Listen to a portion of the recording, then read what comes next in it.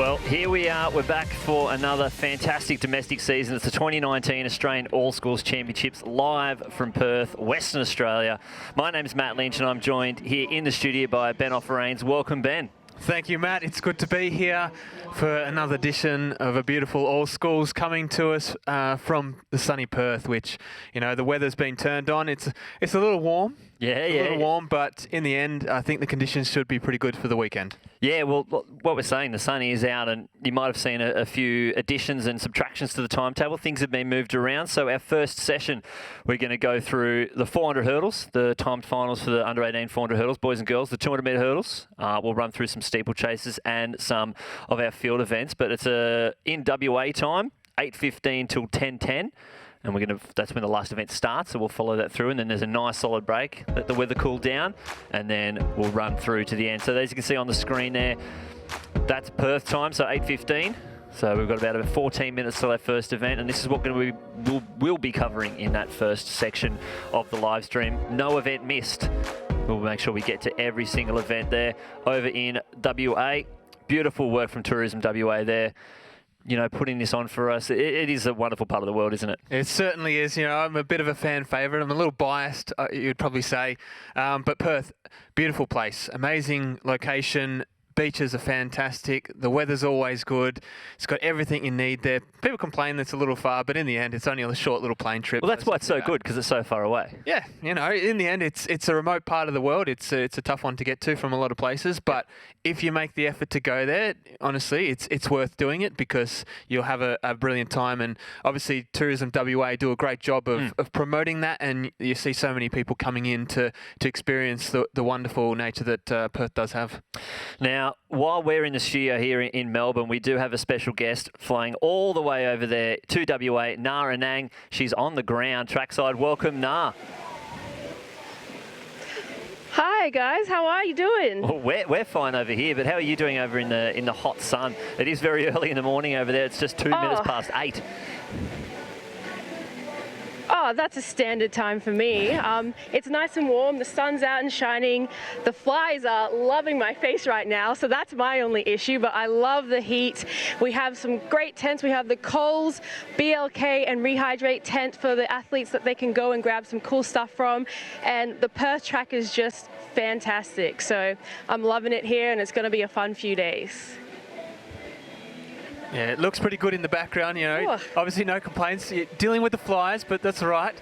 Hopefully they'll leave you alone after a while. And you might have to get yourself over to that Rehydrate tent for a little bit because the weather's going to get pretty warm today, isn't it? I think I will.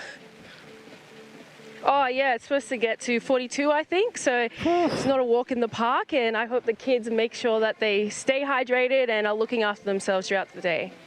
So what are you looking forward to in this first session of our 2019 Australian All Schools Championships? We've got you out there to give us, you know, updates, sidelines, and also interviews. Who are you looking forward to maybe talking to this morning?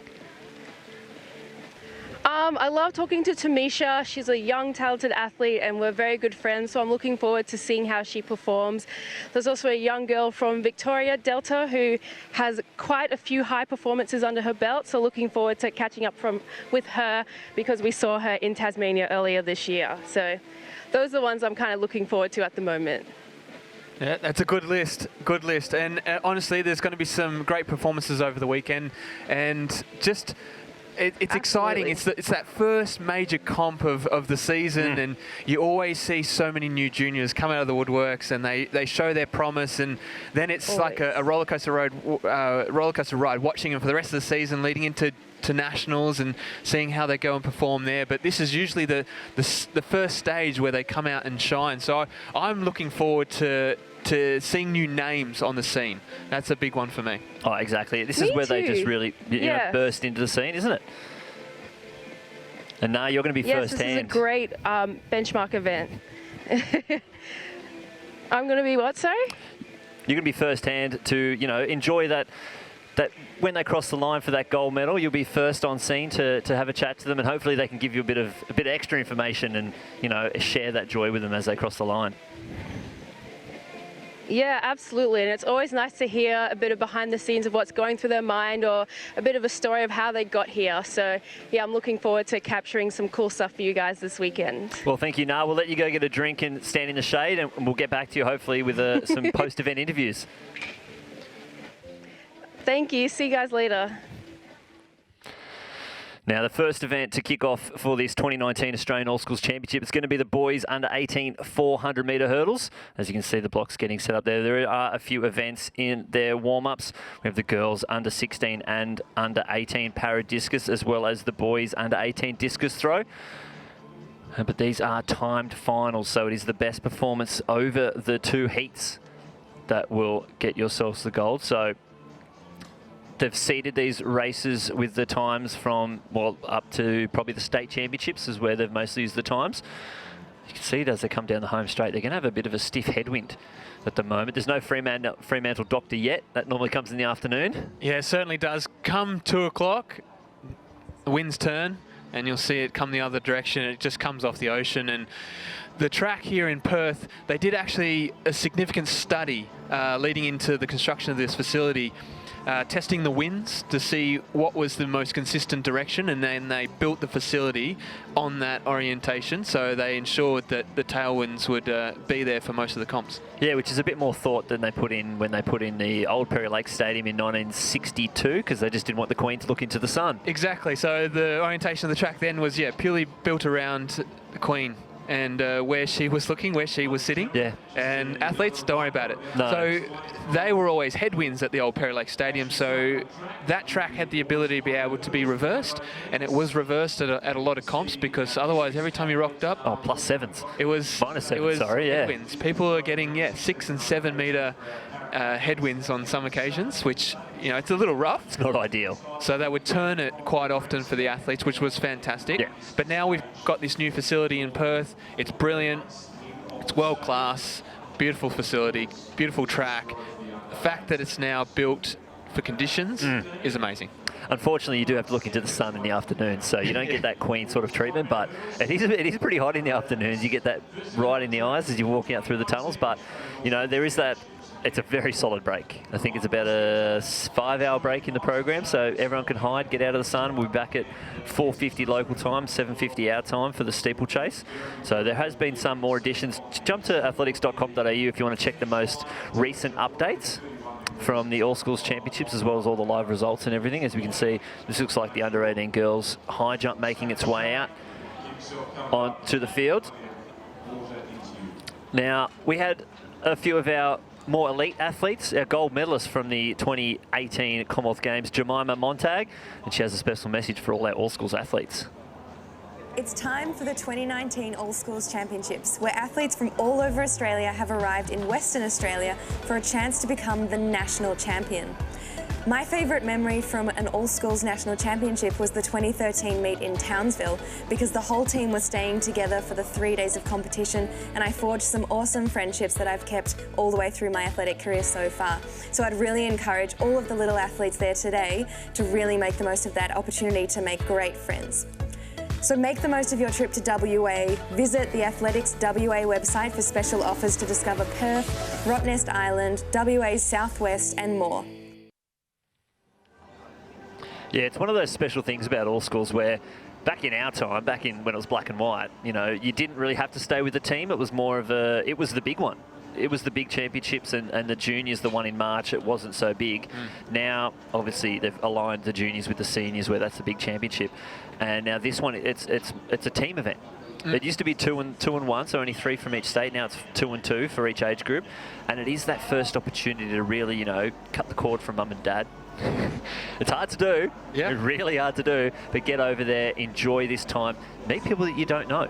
Yeah. And that's the whole thing about athletics is, you know, you compete against the same people in your state, but it's finding those mates from other states you'll see them now, and you see them and now with social media, everyone's connected. Yeah. So it's a great opportunity to find some new friends, people outside your own event group that you don't normally hang around with. Yeah, and the thing that we're noticing is a lot of parents are coming over to watch their kids compete and then going on a holiday after. Because of the time period that it's in, it sort of makes it advantageous to be able to do that. It's in a lot of schools are broken up, they haven't got school anymore, they're on the holidays, and they can go out and enjoy themselves, and this is a perfect location to hold in all schools to then go and have a holiday. Yeah. As Jemima says, that southwest area of Western Australia is probably one of the best places in the world.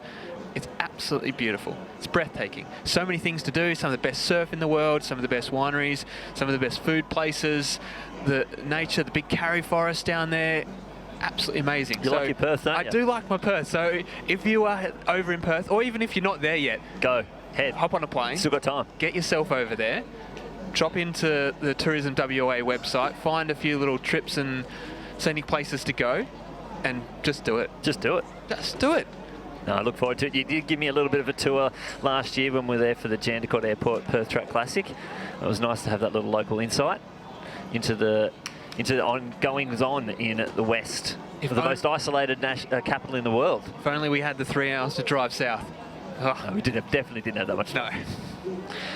So this looks like the ambulant discus, the under-18 and the under-16 para discus down one end.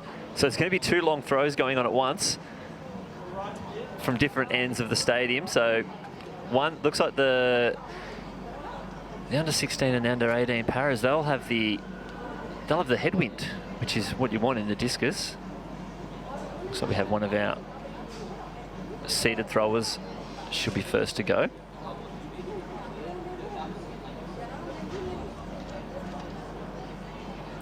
And this end down here, that's the boys under 18 discus down the other end. So plenty going on at the first sort of 5 minutes. And this is our 400 metre hurdlers. 2 timed finals, so 2 heats out there. It'll be the fastest over both heats that will take the gold, silver and bronze. And that'll be the first title for this championship. So these will be the first medals awarded for 2019 at the All Schools Champs.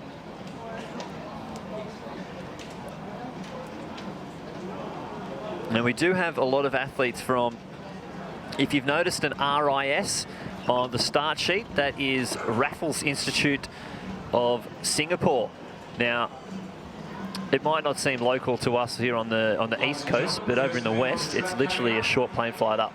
Yeah, it's not far at all, and through the little athletics pathway, the under-14s and 15s have this international trip they do over there, where they travel over to either Singapore or Malaysia, or they travel here as well, and it's this 3-way comp between the 3 countries, and it's actually a brilliant initiative that's been done by Little Athletics WA, and it's been going for many, many years, and it's good to see them now come down and involve themselves into the All Schools, and it's going to be a fantastic experience even for our own athletes to be able to compete against international athletes. Looking forward to the next relay competition, ladies and gentlemen.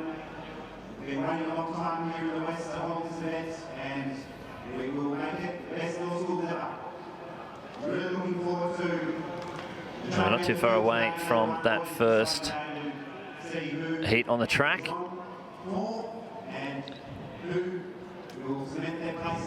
Just coming out now, the first heat, setting up their blocks. Very warm welcome to the Wild West. We look forward to hosting you here in Perth. Now these are seeded timed finals, so this will be the bottom group, but medals are still on offer, so we'll have to keep an eye on the times. We'll try and record these times down. Just another thing on those RIS athletes, they are exhibition athletes, so if they finish top 3, they will receive a medal, but the top 3 Australian athletes will also receive a medal for their All Schools Championship. So, you know, if they're over here, they're not stealing medals from us, they're just making the competition deeper and more exciting for our athletes. And like we were saying before, meeting people from other states, you're now meeting people from other countries as well.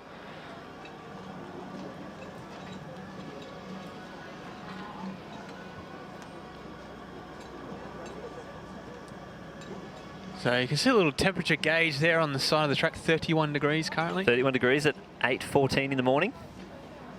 Beautiful. Yeah. Thankfully, it's actually quite cloudy at the moment, so I don't know if that's either keeping the sun out or it's making it more humid. But knowing Perth, it's probably more of a dry heat at the moment.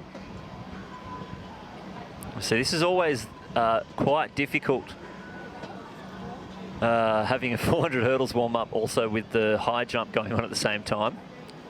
Fairly tricky.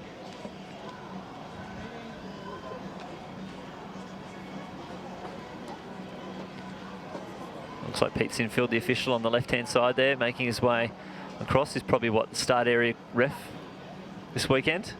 More than likely. Or the coordinator, one of the two. One of the two. That looks like Del Warwick on the right-hand side of the screen.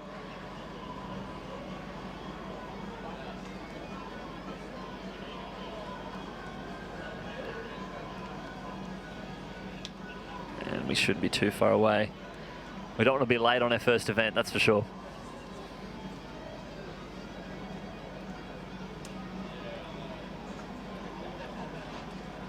So we'll just wait for our athletes to make their way back behind their blocks.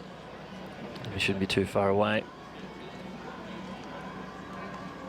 from kicking off.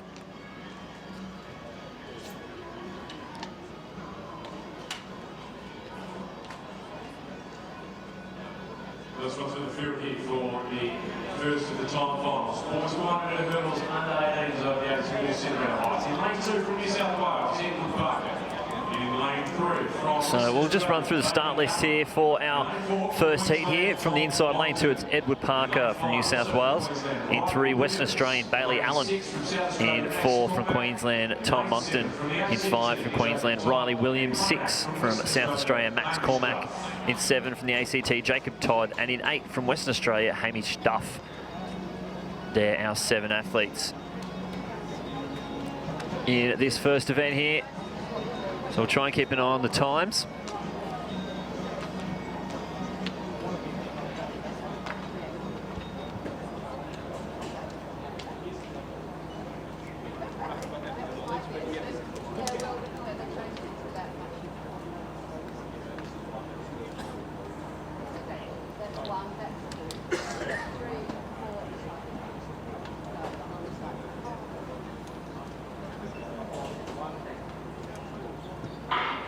So we're away here in the first event for the 2019 All Schools Championships. From the inside, it's Parker, Allen, Moncton, Williams, Cormack, Todd and Duff. And that's Tom Moncton from Queensland. He has got a sub-67 season's best here. He's tearing down the back straight. He's up on the shoulder of Jacob Todd from the ACT. Hamish Duff from Western Australia also moving well, but Moncton, he's pulling away from the field here, easily clearing that 5th hurdle a long way in front. Probably Bailey Allen from Western Australia moving the best at the moment, but it's Moncton. He's leading around over the 7th flight, and he's going to lead this field into the home straight by a big distance.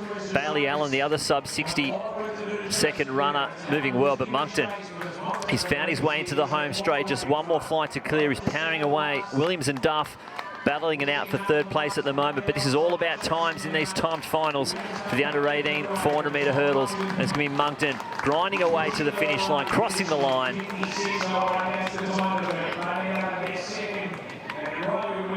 56.08, the unofficial time there for the Queenslander. And we'll wait and see, but Tom Moncton, a brilliant run there.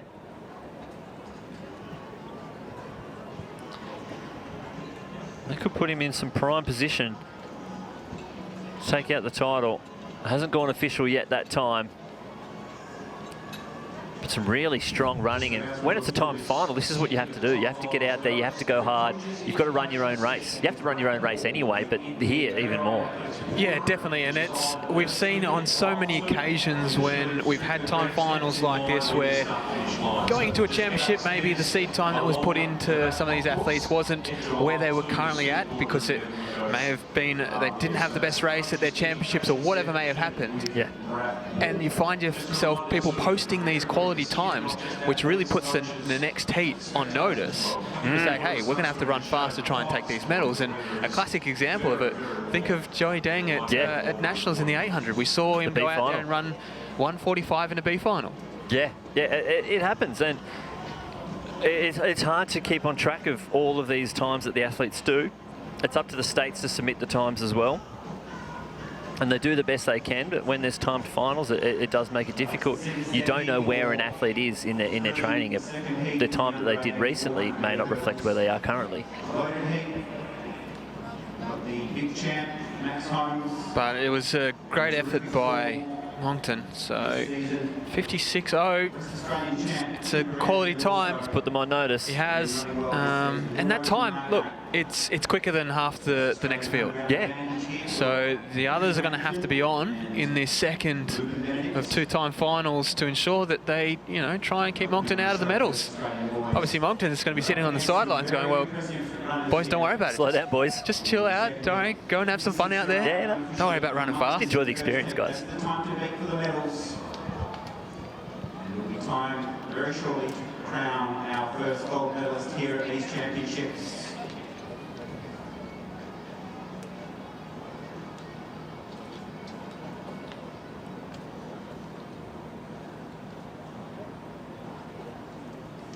As we see the second of two-time finals now behind their blocks as we go through a lineup. So Megan Barnes from New South Wales, he'll run him out of 2. Andrew Goshnik, also from New South Wales, in 3. Luke Benedict from Western Australia in 4. Max Holmes, the Victorian, in 5. Kyle Bennett from Queensland in 6. Liam Gilbert, also from Queensland, he'll be in 7. In 8 will be a hometown athlete in Cooper Anderton. And rounding out that field from New South Wales will be Dominic Panazzo. So 8 starters in this one. Based on seeds, Max Holmes from Victoria is the quickest, 54.74. So Moncton's time of 58.0 will be what we'll be looking out for to see if he can get himself into the medals, or can 3 of these athletes in this second of two-time finals displace him from that podium. Currently he's on top. No, he's soaking it up at the moment. I think it's looking at these seed times, unless they all do the same thing and drop 2 seconds each, he's put himself in prime position. We need the chairs. We do. Like they have in snowboarding. Well, they did it at the European Champs last year. The hot seats. Sit the 3 down there. It's probably a very traumatic experience when it's your first time, but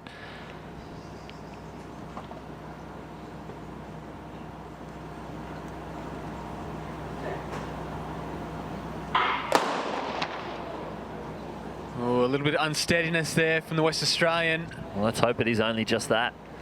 So this will be up to the officials, the start crew, to determine whether they consider that one a break, or whether it may have been unsteadiness. He's headed straight to lane 7, or lane 8, sorry.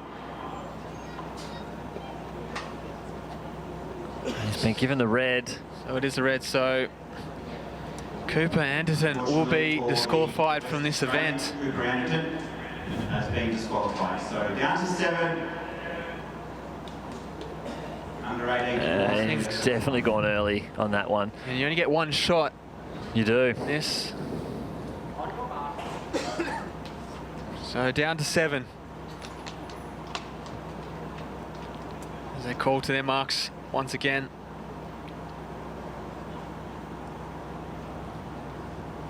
Can they take Anderton? Can they take Moncton off the podium?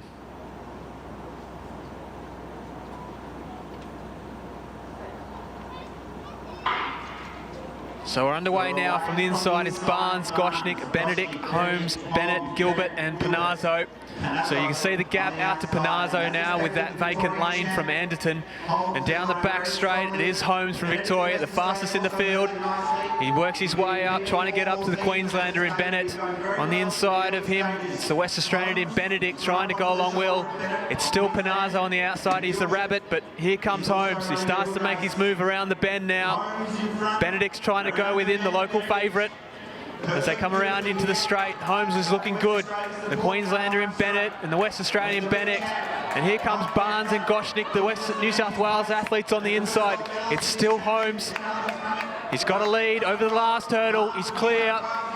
You can see the finish line, and he's going to do this. He's going to hold on. He's going to take the win here. 52.49.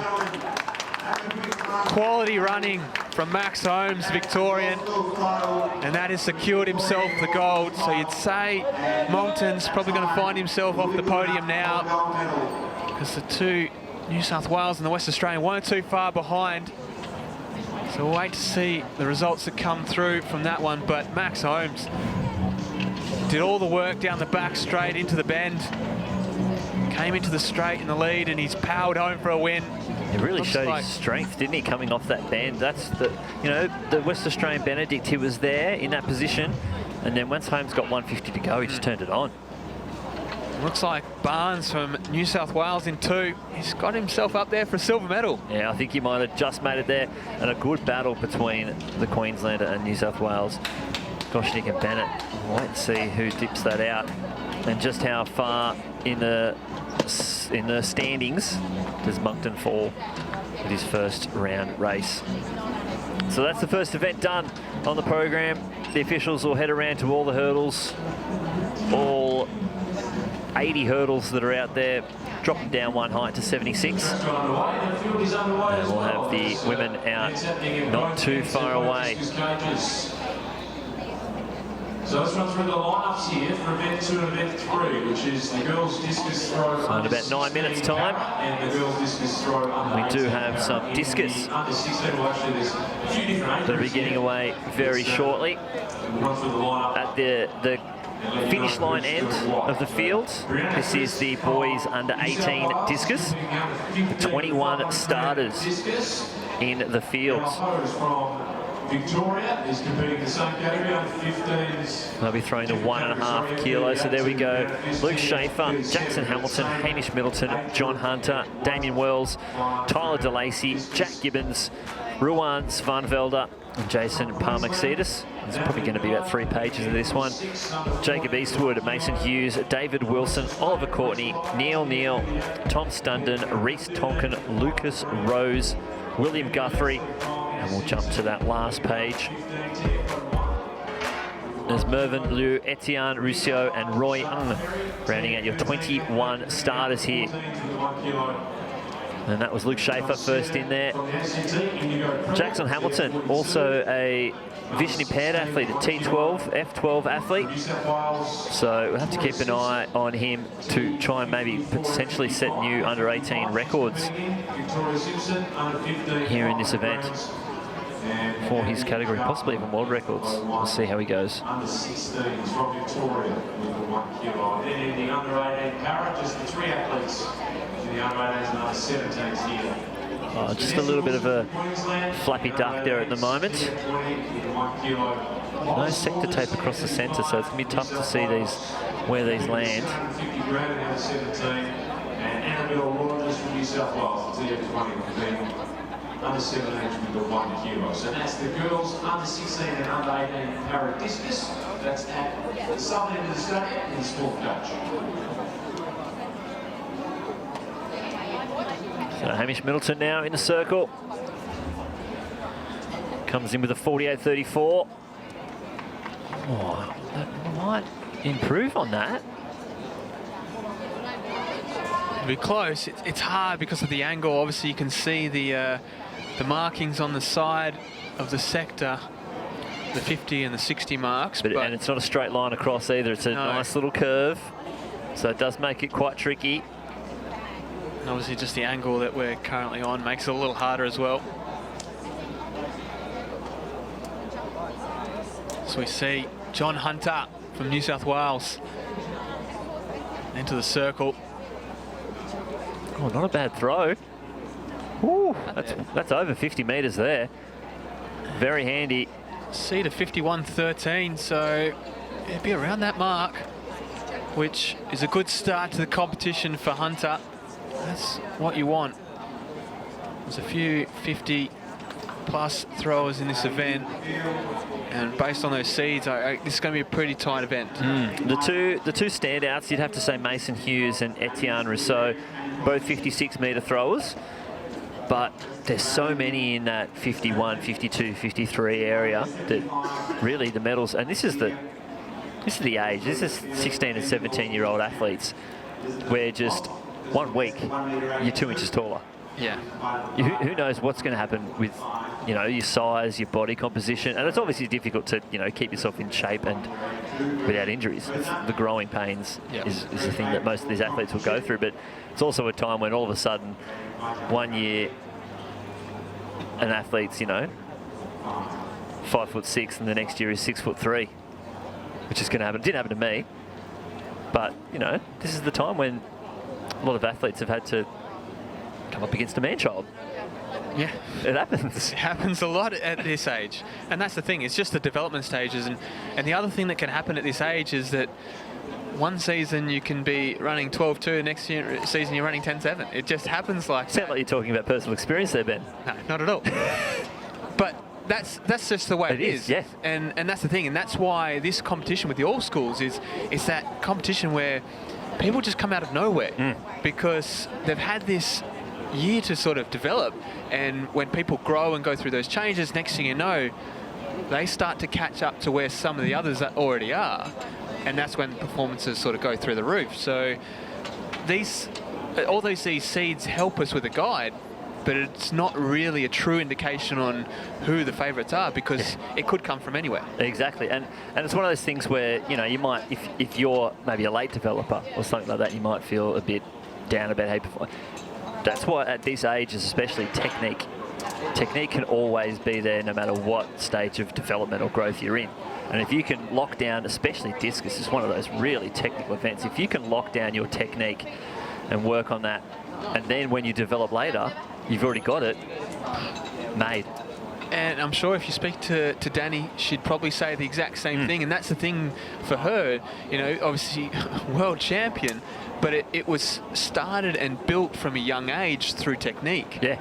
Through working with coaches and building and developing that, which made her have such a solid foundation. So when she moved into the open rank, she already had that base, and then she works on getting better, getting bigger, getting stronger, getting faster through the circle, all that extra stuff.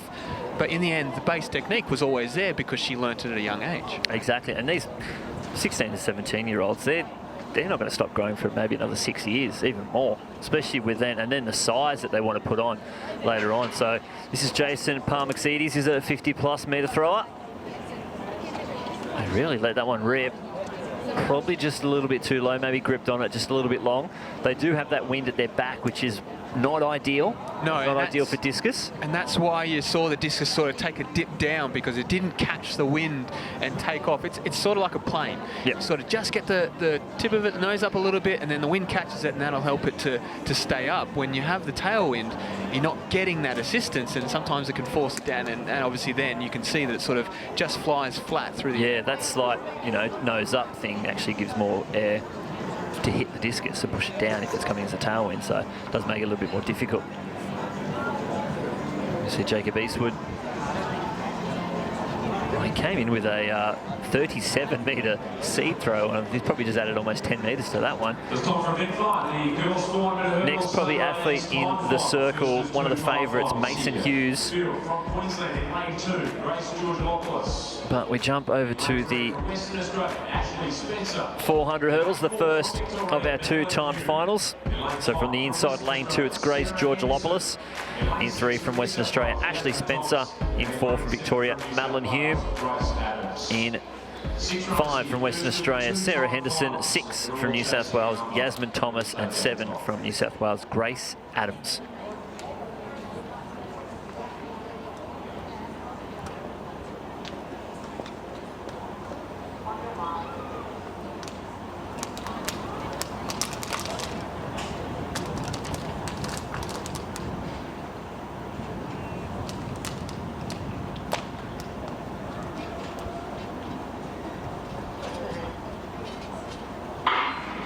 So we're underway in this one. So it's from the inside, George Populus, Spencer, Hume, Henderson, Thomas and Adams. As the 6 stars go through, got a bit of a breakaway of 5. It is the West Australian in Spencer making a bit of move down the back straight. The 2 athletes from New South Wales on the outside being those rabbits, but Spencer on the inside. We've had a tumble, so that looks like Hume. She's gone down.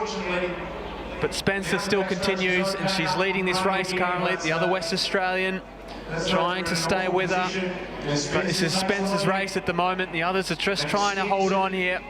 Thomas on the outside from New South Wales. She'll be second in place, followed by Henderson. But Spencer, she's out here to try and post a good time. She knows she needs to be fast. It needs to be quick. She's got 1 hurdle left to negotiate before she'll look up and see the line. And she's cleanly over that one, as is Thomas and also Henderson. But Spencer, she'll come down to the line. She'll take line honours in this one. 1:04.09 on the clock. So that's, again, well in front of her seed time. So the performances have been fast so far, which means the track and the conditions must be good. We saw it in the men's, where they went 52 point, a couple of seconds in front of their seeds. So Spencer has done exactly the same. Well, hot track's a fast track.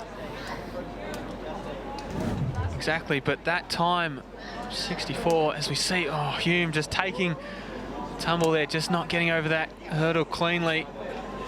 But Spencer negotiates all 10 cleanly, takes line honours and puts herself in a position where she may be able to sneak onto the podium if the others don't get a wriggle on. Yeah, well, they're really going to have to throw some good performances out. As you can see, Tom Stunden from this men's under-18 discus into the circle. He's the 15th thrower in this competition, so 6 more athletes to come after him. He's really let that one rip, getting it over that 50-metre mark.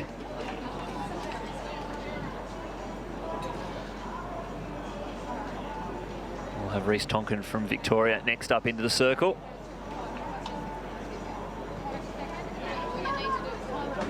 About 64.09.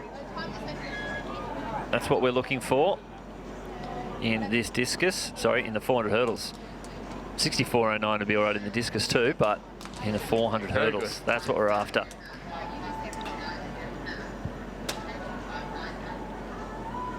Looks like might have, unless you can curve that one in. Unfortunately,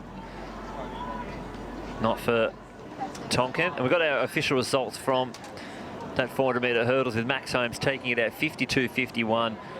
Jürgen Barnes 52.94. Kyle Bennett 53.32. Andrew Goshink 53.42. So that was your first 4 athletes there. So actually, really good seeding. Yeah, the timed finals performed to perfection. Really, first 7 athletes, apart from the unfortunate disqualification. But first 7 athletes coming from the faster timed finals, and the next coming from the second of time finals. So it worked out pretty well. But to have 4 go under 54 for that, yeah, it's quality. Especially when none of them came in with season best under 54 at all. No. To be young. Yeah. One of those times when you used to just turn up and always going to be a PB? Oh, those were the days.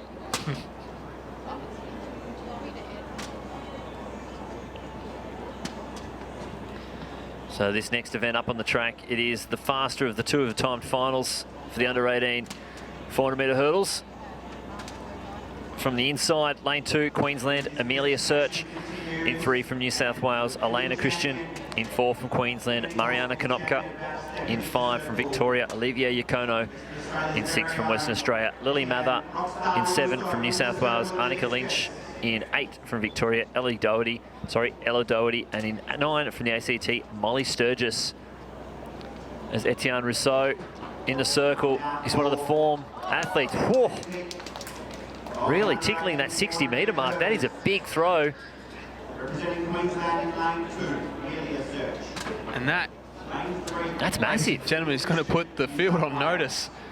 Now, we've seen Rousseau and Hughes go at it in the past, They know each other well. We've seen them compete on multiple occasions. But so putting it out there, getting out towards that 60-metre mark, and tell you what, if someone throws 60, you'd almost say they'll wrap this competition up.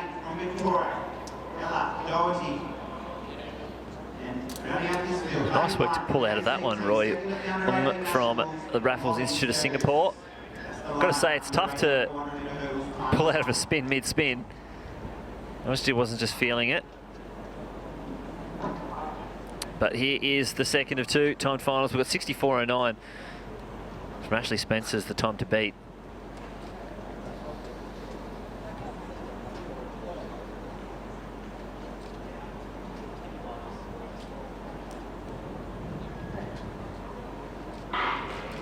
So they are away from the inside. It's Search, Christian, Konopka, Yakono, Mather, Lynch, Doherty and Sturgis. Fairly even over the first flight. Probably Elena Christian from New South Wales up onto the shoulder of Konopka. On the outside, that's Sturgis from the ACT. And the other New South Wales athlete, Annika Lynch, moving beautifully. The Victorian Yakono coming along very quickly as they get to the fifth flight. We'll see who rises first, and that's Lynch on the outside from New South Wales. A few long strides on the outside, just trying to stay on rhythm. It looks like we've got about 5 athletes at the moment in this lead pack. From the inside, Sturgis, and then Lynch, Mather, Yakono and Christian. As they come across into the home straight, though, it's Olivia Yakono from Victoria, shoulder to shoulder with Elena Christian. One more flight to clear. The Victorian's looking strong. The Western Australian Mather's trying to come up into the medals. A clearance there from Yakono. She's striding out on the outside, though. Lynch is fighting hard. Here comes Annika Lynch. She's going to take line honours there. 62.21 for the New South Wales athlete. And as a fellow Lynch, I'm quite happy about that. Lynch calling a Lynch, it works. Yeah, no, it was a perfectly timed race from Annika Lynch there. Just getting it in the final stages of this race. Solid effort from the Victorian, but Lynch missed it just at a little background too too. strong in the end, and the West Australian flying home. Ooh, what a finish. Get herself up onto that podium. Well, we'll have to wait and see. It was 62.2 and 64.09 was in the podium position. Maybe it was enough, but possibly Ashley Spencer could have snuck in there from the first heat.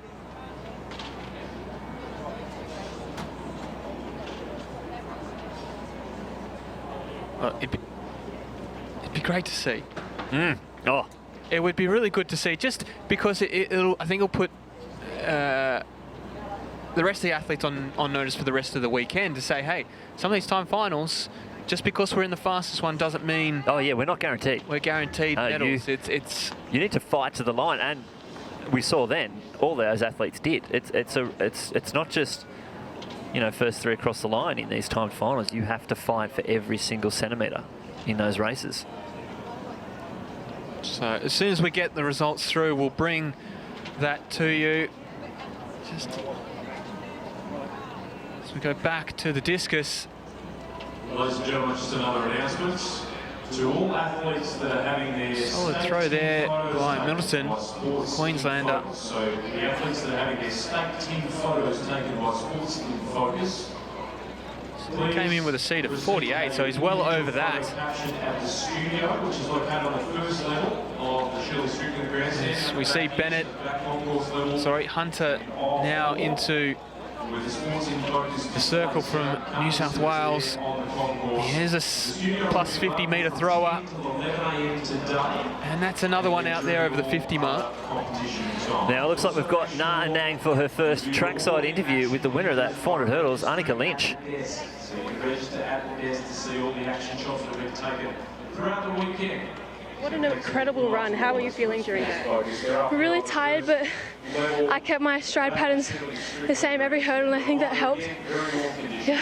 Awesome. And I hear that you're about to go and do the high jump now. How are you feeling for that? Very tired, but I'll have a break and hopefully won't do too bad. I'm sure you'll do amazing. Thanks so much. Back to you, Lynchy and Ben in the studio. Thank you, Na. Great work there. Tough to do the old 400 hurdle high jump double. I don't know if I've ever seen that, but she's a Lynch, so you know they can do anything they want in the world. So good on you. We'll see how that I'd assume heavy legs coming in. She did have a burst of speed at the end, but I don't know how long that's going to last coming into this high jump, especially when it started. It's only 4 minutes ago. That'll be right. They wouldn't have got through the first round yet. Still, it's tough. It's tough. I wonder when she was doing a run-up. Has she sorted a run-up yet? I don't know. But it's one of those things, no matter what event you're about to go and do, you probably wouldn't want to do a 400 before. No, I don't think there is an event where I think, you know what, I wish I did a 400 hurdles before this. I'm thinking I'm going to perform better. No, not one. No. Not one. And there is an event where you wouldn't be affected by it either. No. Shot put? Even then, it's just the fact Well, it's a speed of power, and you've pretty much gassed all your power out. Exactly. Yeah. No, you're right. Nothing. So it'll be interesting to follow along to see how she goes, because if she comes out and performs in that... Oh, outstanding. It's an amazing effort, but also it makes you wonder how she would have gone if she had just done the event individually. As we see the throw from Gibbons from South Australia. There's Swandevelder from Victoria will make his way into the circle. 40+ metre thrower. Just in front of the main grandstand, will host the under-16 boys long jump. Here's your lineup from Queensland, Caleb Clark. West Australian champ. It's getting out towards the 40 metre mark, but you'd probably say that's a little short. 38 around about on that one. Unfortunately, these athletes, we might see a few World Under-20 qualifiers this weekend, hopefully. Unfortunately, for a lot of these events, they're not using under 20 specs. Yeah. So the Discus is one of those. The under-20s throw 175. These guys are throwing 1.5. But the 100 metres is 100 metres, so they've always got the opportunity. So it does get difficult, but you know, they're throwing the right weight for age. You know, as soon as it hits January 1, though, I'm sure actually a lot of these lads are throwing the 175 at training just to get used to that, because the next 2 years, or some of them maybe even the next 3 years, that's what they're going to be throwing. And some of those athletes do find it hard at a competition like this, being a championship competition late in the year, knowing that literally in 3 weeks' time you have to throw the other weight. Yeah. So a lot of them have been working with it through training and actually have to come down for this competition. Happens a lot with hurdles as well. You know, the guys' hurdles, especially the under-18 girls here, their hurdles go up. So really, they if you wait till the 1st of January, you've only got 3 months to practice over the new distances, the new lengths, the new heights. This looks like Jacob Eastwood. They're getting one out, and we'll see the other favourite next into the circle. Yeah, Eastwood Mason Hughes just couldn't stay in the circle there. Came out at the end of the throw.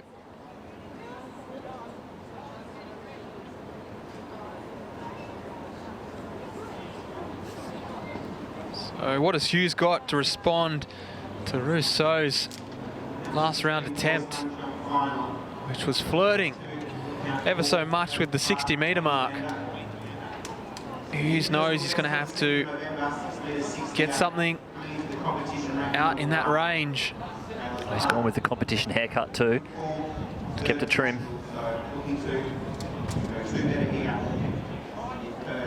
Just let it rip. It's got plenty of height on it. It's out there. Getting out there as well. It's out there.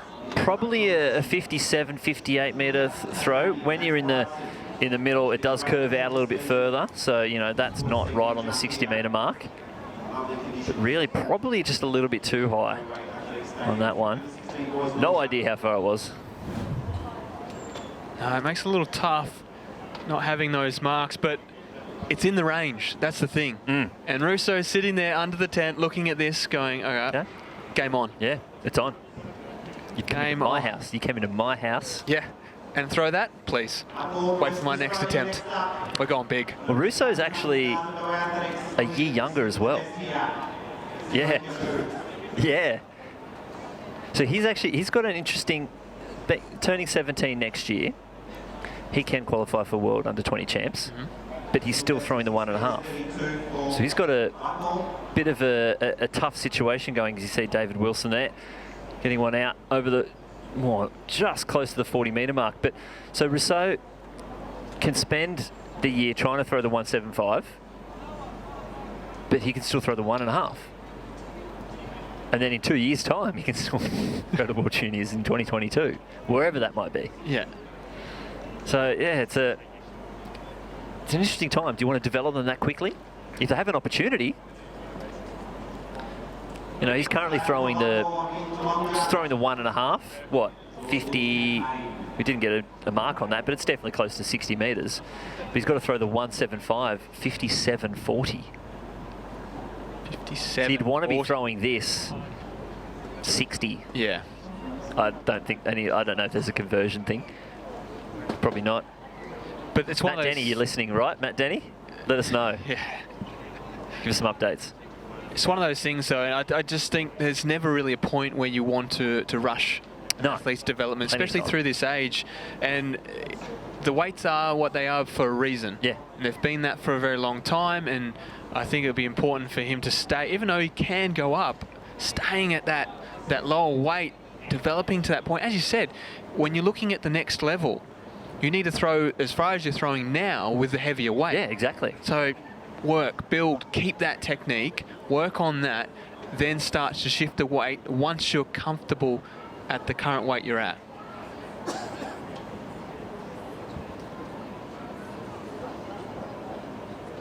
But I know a lot of throwers within training that do overweight training anyway. It's part of their thing. Watch any Jacko Gill, Tom Walsh shot put videos. They're always throwing an 8 kilo shot, maybe even going some down to a 4 kilo to get the speed up. Stondon just probably a little bit wobbly coming out of the hands, but that's over 50 metres, well and truly.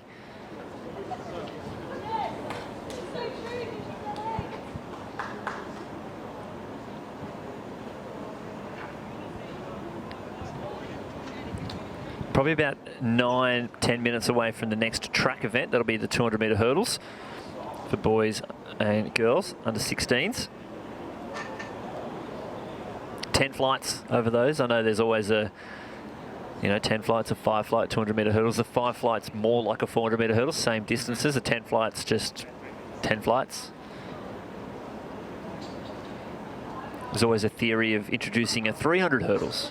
Yeah, there's been a lot of talk about that lately as well. Big jump going from 2 to 4. It is, and it was a conversation that's been had in the past a number of times, but it's coming back again with a lot of people discussing whether that is the better way to go for that progression and that development of the athletes, because as you said, 2 to 4 is huge, especially when you're doing 2 10 flights to a 400 10 flights.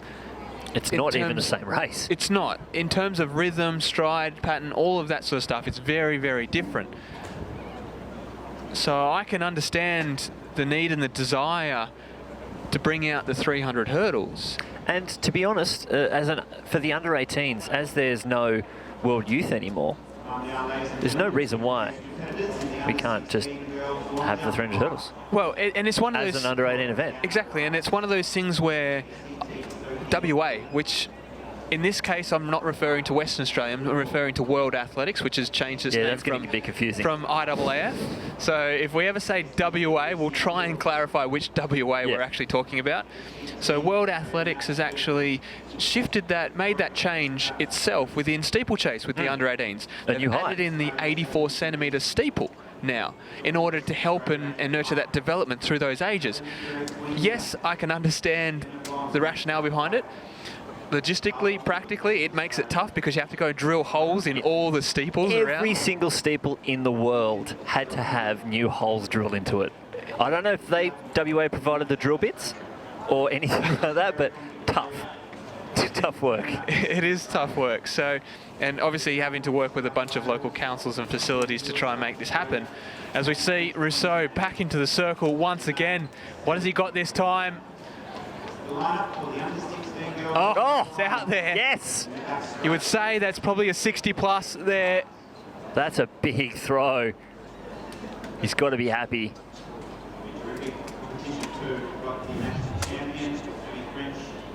So you'd probably say he's gone one better again. Didn't really come out of the hand clean either. No. He wanted a flappy duck at the start and then straightened up at the end. I'd love to get a distance on that. Royton will round out the second attempts for all these athletes, and they'll go back to the start. Right up there in the medals here. The under 16 girls on girls 1.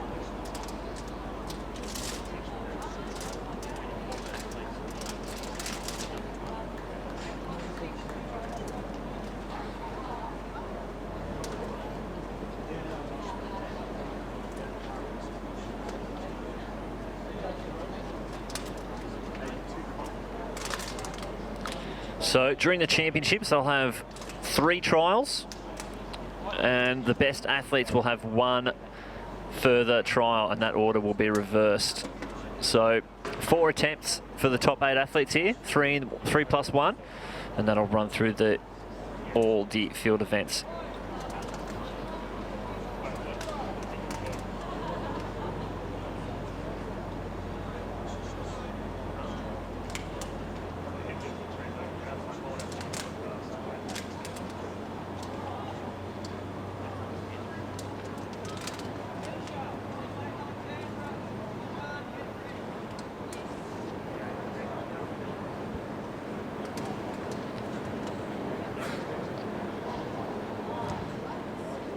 Just trying to find that athlete on the start list. It looks like a celebrity throw there. Just popped out of the crowd. Bennett from Queensland. Yeah. A late addition. It possibly, maybe the Kyle Bennett that was in the 4 hurdles, and he was getting his throw because he made it back there before the end of the round. But he's not on the start list. So could be another double event athlete on the first day, first morning. Well, normally when if you do miss a round, or if you're off doing another, get back before the end of that round, you can get your throw for that round. If you miss that round entirely, you miss that round. That's just the way it goes. So with 21 athletes, if he was to throw first in the order, then yeah, he would get it. But there are only 3 Queenslanders in the list. So it could be the 4th.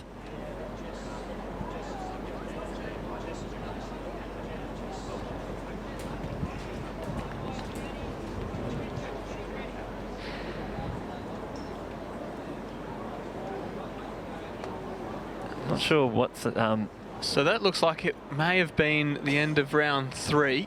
So really? It's definitely round 2. Definitely? Yeah, they can't get through 21 throwers twice or 3 times that quickly. I'm not sure what the delay may have been from progressing into the 3rd round. The word on the ground was I've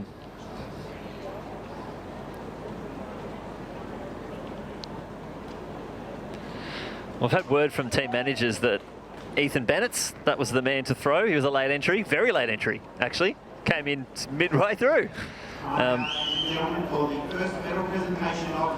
So the men's long jump under 16 is also underway on the front straight. Now this is going to be going at the exact same time. We have the men's and the women's under 16 long jump. So good to see that they're utilising that tailwind, running reverse down the home straight. 25 starters, unless we get another late entry, but 25 at the moment in this one. Wow, everyone wants to long jump.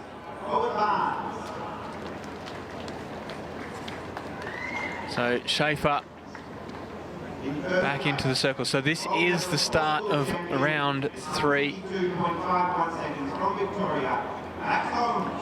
With Schaefer being the lead-off thrower. And that'll move into Jackson Hamilton, who has a T12, F12, sorry, next to his name. So that means he is actually a para-athlete competing in an able-bodied discus, and the F12 being vision impairment. will take out the medals as we saw. So he's out here mixing it with the best. The first of the 3 time finals. Fairly certain he is a world record holder for his classification. Well, I was going to say, you can only imagine how much he dominates Oh, definitely. the para discus when he's out here. He's a plus 50 thrower, so he'll be one that can challenge for medals in this event. And he knows the circle well. He's a hometown athlete. So the first of our 3 200-metre hurdles from the inside, the ACT, Patrick Watson. In 4 from Victoria, Nathan Philoctetes. New South Wales athlete, Saxon Lorenz. Looks like we're missing Jack Clutterbuck there from WA. In the ACT, Brody Gerke-Beard. And in 8 from Queensland, Mac Geiger. So there's 5 in this first heat here, with 3 timed finals. So this is going to be a very hungry dog race here with 3 different races going. So they're racing. It's from the inside. Watson, Philoctetes, Lorenz, Gerke-Beard and Geiger. Geiger having a great run on the outside. Philoctetes from Victoria also moving well as Patrick Watson from the ACT, but it's a Victorian. Philoctetes, he's tearing over those hurdles. Really trying to get those 7 strides. If you get 7 strides in, you're absolutely killing it. 1 more flight to clear. 2 more flights to clear. There we go. Philoctetes looking good all the way to the line. 26:32. The unofficial winning time there. Unofficial time is 26:32. We'll keep an eye on that for Nathan Philoctetes, who wins that. So the Victorian takes out the first of 3 timed finals in this under-16 200-metre hurdles. What a battle, though, with Patrick Watson. Shoulder to shoulder, stride for stride. Just Philoctetes holding his form just a little bit better as he comes off the hurdles. And he takes line honours there. And the medals are to be presented. Keep an eye on those times. Still bringing the CEO of Wine Management Team Athletes from Western Australia. In 3rd place, and bronze medalist in a time of 63.1. So we do have the results from the girls' 400-metre hurdles. And Lily Mather, she did sneak in there and grab that bronze medal. So Spencer, she ended up 5th in the end with that 64.11. But Annika Lynch taking it out with Olivia Kono, 2nd from Victoria. And Lily Mather, the West Australian, 3rd on that list. Congratulations to our medalists in the girls under 18 400 metres hurdles final.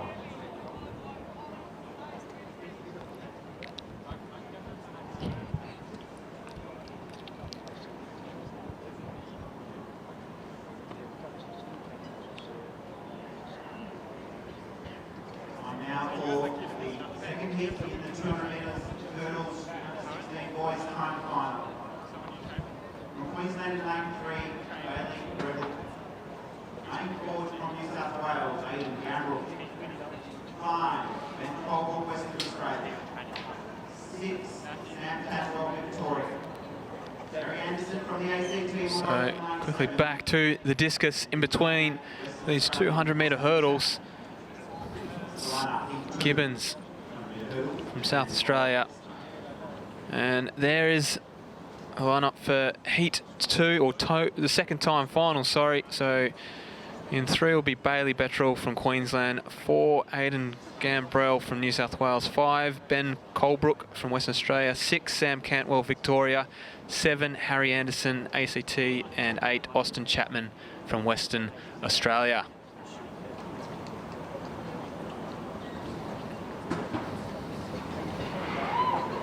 So we are underway, fairly even through the first stages as we start to see Cantwell from Victoria make his move through the field. The West Australian on the outside in Chapman trying to push him through, as is Gambrell from New South Wales, but it's still Victorian and Cantwell out in the lead. He's going to be hard to catch from here. New South Wales and Gambrell's trying to fight on, but Cantwell, he'll take line honours. 26:09 on the clock for the Victorian. So Another good run by the Victorians, having a good run of it here with the hurdles, and Cantwell really set it up through the bend, and from there leading into the straight, just had to get over a few hurdles. Looked like he dip himself at the line. Had a bit of a thought there. He came off that last flight. It looked like he almost relaxed just for a second, thinking, I've got this. And he was like, wait a second, it's a timed final. And it took him a few more strides before he kicked it back in. Thankfully, he's now the fastest of those qualifiers. So 26:09 on the clock.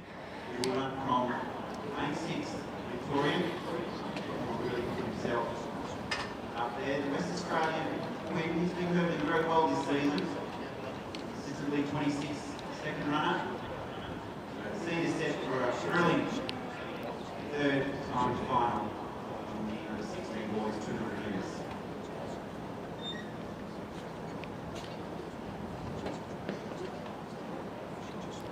So the Victorians have only the first 2 heats. Sam Campbell, Mason Hughes now for his third round throw. Sitting, I think, in second place at the moment.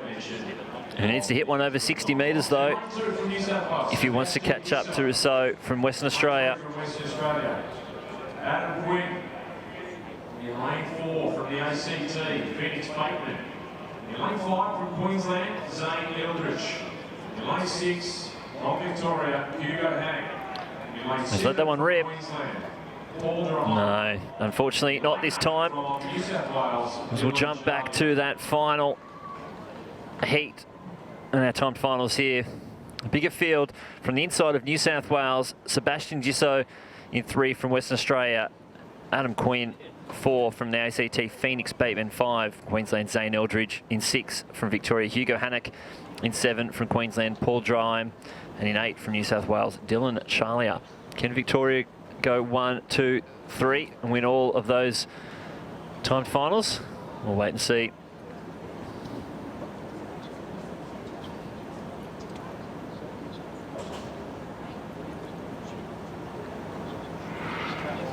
An even start there. Gisso, Quinn, Bateman, Eldridge, Hannock, Draheim and Charlier. And it's a Victorian, Hugo Hannock, tearing around the bend. The Western Australian, Quinn, having another great bend, and Gisso on the inside, but it's going to be Hannock leading the way. The long striding Victorians looking comfortable. He's really extending that lead leg over the hurdles and ripping it down. It's a battle for the minor places on the outside, Gisso and Charlier, but Hannock, he's going to take it. And a very handy run there, 25:67 on the clock. He's put himself right out in front there in prime position. This could be a trifecta for Victoria here. We'll have to wait and see on those other times, but they've won all 3 of the timed finals in this under 16 200-metre hurdles.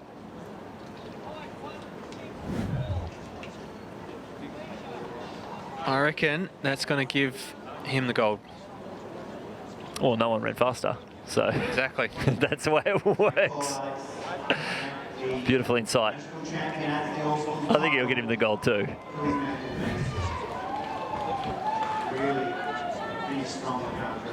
But the question will be whether Cantwell from Victoria with that, Yeah, the first it one. was 08 on the clock.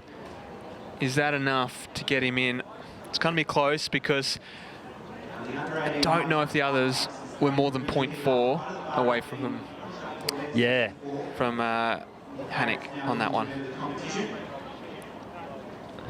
Will be very telling.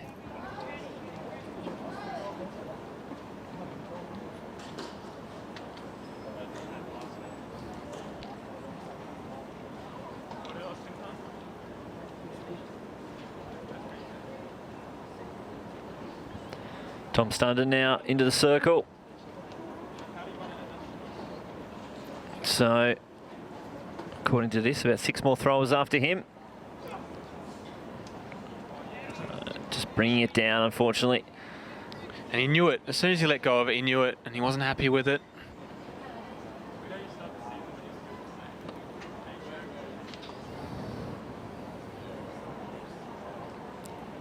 It's one of those things with field events. If you don't like your attempt, you can, in a discus, you can walk out the front of the circle. Just scrub it. Yeah, just get rid of it.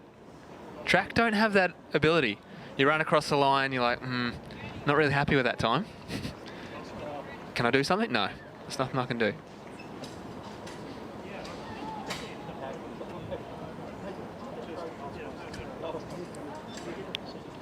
So, just waiting for those results to come through.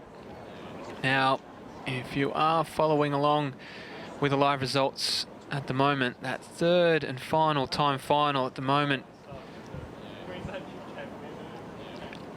doesn't have, it says it doesn't have any data, but obviously we can see from the photo there is something there. Yeah, there is some data. I can just look down at that line. A photo was taken.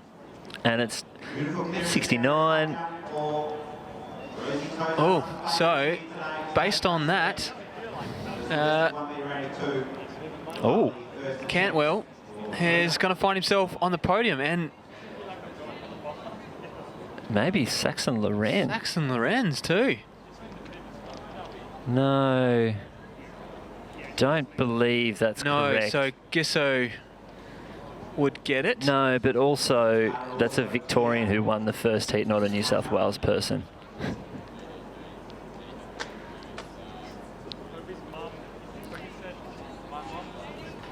Okay. So, let's look at this. Based off the photo,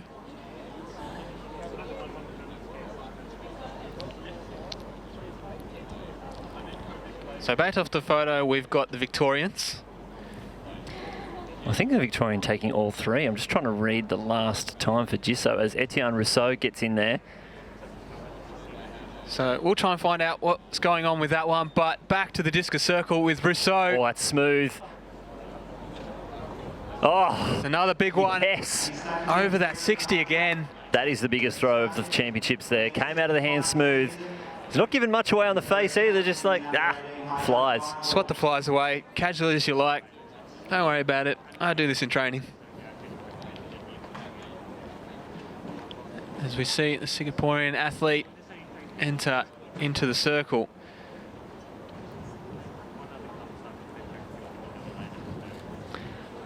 I think if I look at this correctly, Nathan Philoctetes is going to take the bronze by 1,000th. Looking at where, well, that's judging on the lines. The lines. I think I would agree. Yep. So we'll see the three Victorians probably on the podium, the three winners from the three timed finals. Yeah, with Gisso literally missing it by a few thousandths, which is unfortunate, but that's just the way timing goes.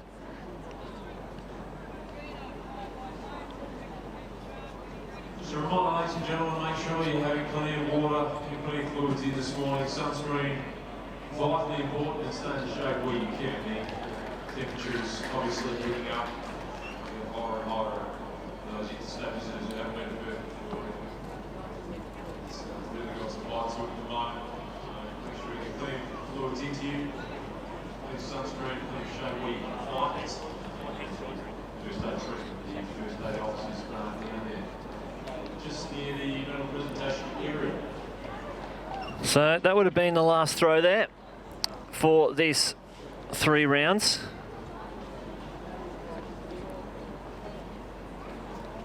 I just saw 58.59, so I don't know if that means it's what the throw was from Rousseau.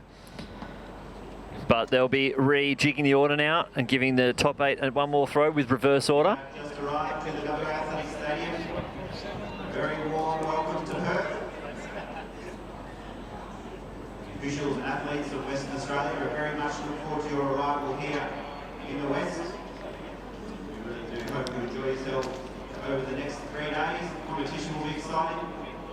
Plenty of sights also to see in beautiful WA. A very warm welcome to all our guests here to the WA Athletic Stadium. So the under 16 girls 200 metre hurdles, they'll be next to go on the track. As you can see, a snapshot there of Steve Kane and Matt Horsell. So 2 quality coaches that we have here in Australia. Steve Kane, brilliant decathlete in his athlete days, went to the Commonwealth Games, Matt Horsell coaches Nicola McDermott. Yes. He'll have a few athletes. Obviously watching the under-16 girls long jump down the back straight, which I think is currently going on. Yep.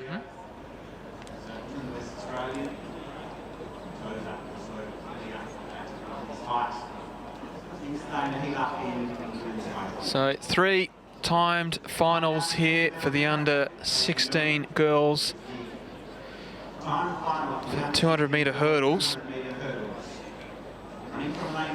And we'll take you through a lineup for this first of 3. So from South Australia, we'll see Pippa Stolarski in 2. Emily Smith from New South Wales, she'll run in 3. In 4 will be Grace Beaglehole from Western Australia. 5, Julia Monckton from Queensland. 6 will be Aranya Machankanya from Victoria, and in 7 from ACT will be Clara Steinhauser.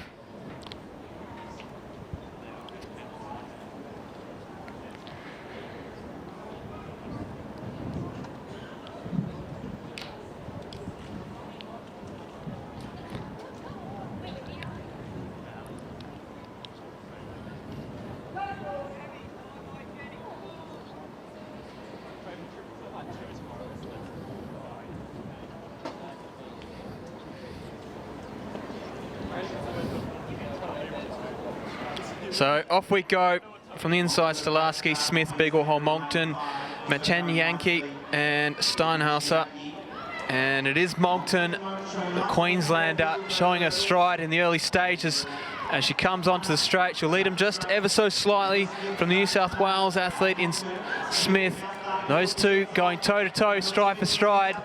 Even over these hurdles, Smith starting to get the edge now. She goes over the last. She'll see the line. Takes a dip, 29.50 on the clock for Emily Smith.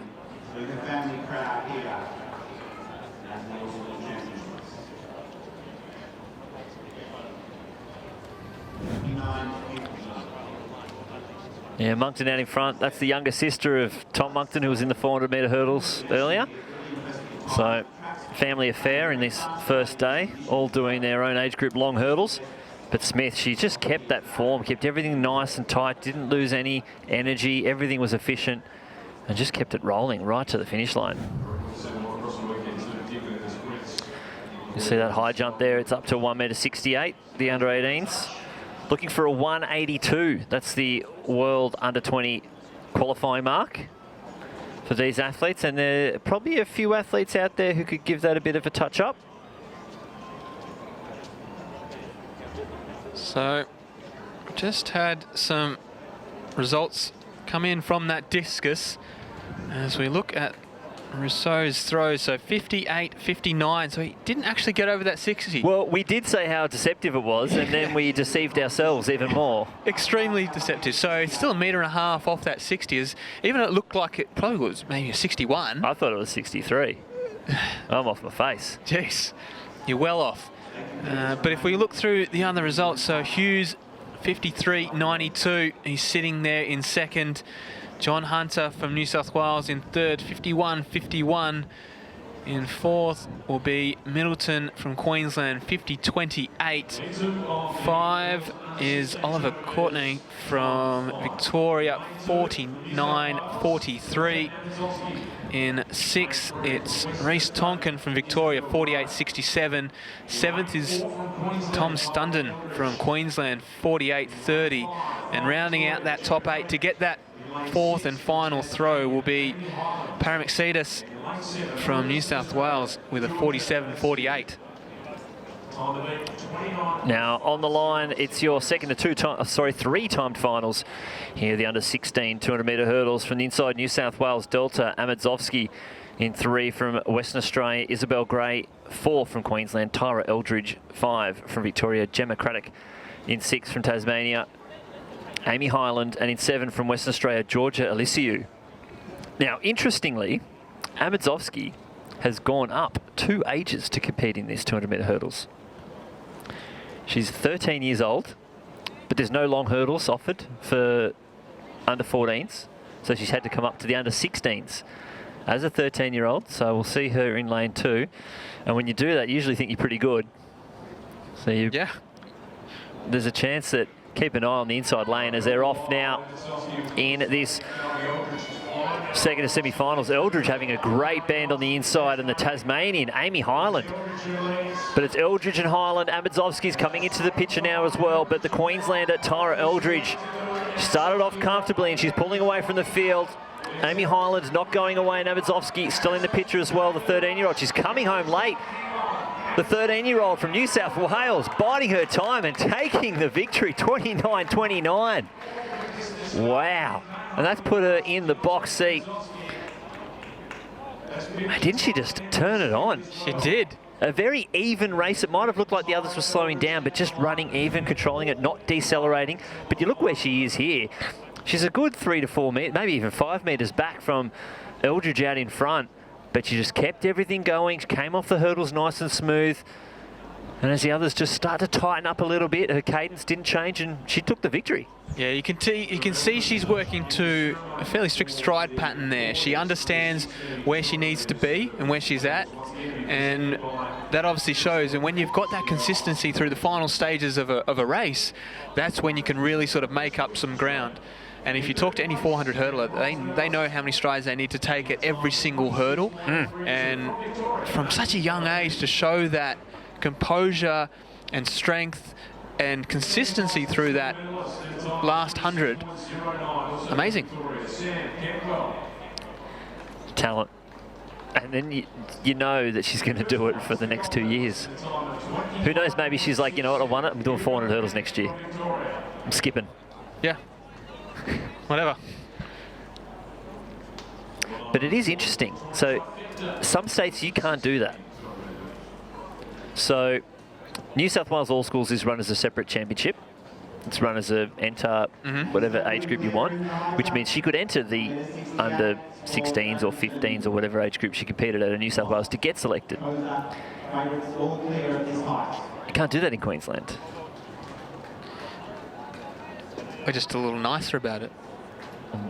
School sport runs the championship and we select a team from school sport, which means they have to run through their zone, district, regional, and then the championship. So unless you do it back then, it's hard. Yeah, and a lot of school associations won't allow it. Yeah. You've got to stay in your age group, and that's the age group you're in. So we do, New South Wales does offer that ability to be able to do it. Either way, it's impressive. Super, super impressive. And if she can come away with the title here, being 2 years younger than the actual age of most of these athletes, one to watch. Yeah. But she's got to get past these next 7 athletes here. And there are some quality athletes in this field as we go through the lineup for this third and final timed event here, the under 16s 200 metre hurdles. So Sienna Wrench from Victoria, she'll be in 2. Ellen Murphy from New South Wales in 3. Leilani Hills from Queensland in 4. Vivian Letessier from WA in 5. Amelita Case from Queensland in 6. Georgia Fishart, she'll be in 7, a New South Wales athlete. And rounding out the field is Ashley Farmer from Victoria in 8. So can any of these athletes displace Amandowski? So a good start there in the middle from Letessier, the West Australian. On her inside, Hills going strongly from Queensland. Also on the outside, Case and Fishart. As they come around into the straight, Fishart and also Hills leading this race currently. Hills starts to get the better of the rest of the field. She starts to move away. Fishart's trying to come back at her, as is Case, but still on the inside. Looks like it's going to be Leilani Hills will take the win. 27-81. And she nearly stacked it towards the end. No doubting. I thought she was going to hit the deck there for a second. Awesome recovery. Just looked like catching a spike when coming off that last hurdle, maybe a little bit too low, but to do that kind of time, 27. Yeah, you watch her come around. So Fisher really gave her a run for her money through the bend. And they came in fairly even into the straight. But here's where Leilani just starts to get into a rhythm. And she's so fast over those hurdles. And to recover from here, just, honestly, the closest you can come to falling over without falling over. Yeah. It's like she dipped her head. She looked down, and as soon as you do that, in a fatigued state, it's your centre of gravity changes, and it's hard to recover from. And she did really well to get back from that. And I've got to say, I've hit the deck on a track before. It doesn't feel great on a hot track. Going at that speed. No, and sometimes you don't slide. You kind of want to slide to, allow, but you don't want to go in the scorpion. You don't want you to go chest first and your legs flip over the back of your head. No. Would not feel good. So it looks like we've caught the second last throw here in this competition. Mason Hughes really using his minute there to fire up. He knows what he needs to do. He's got to find a few extra metres. He's not throwing near his best at the moment. He's still 3 metres down on what he can do. Understands that this is his last opportunity here to get one out. He needs to beat 58, 59 to displace Rousseau. And that won't do it, unfortunately, for Hughes. Not today.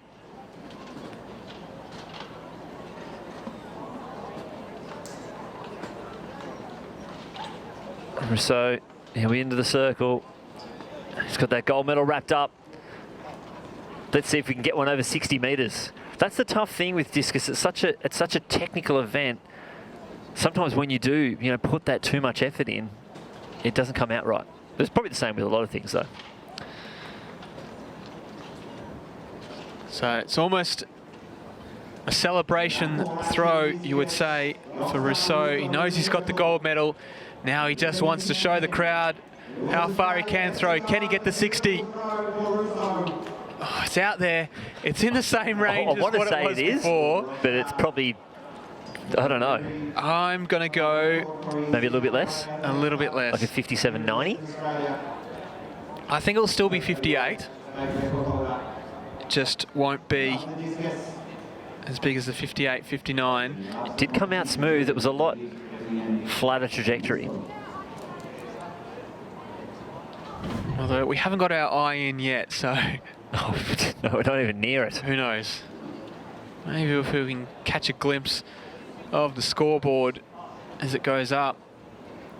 Good to see all the boys. Looks like they all stayed out there for the last round as well. Enjoy the competition.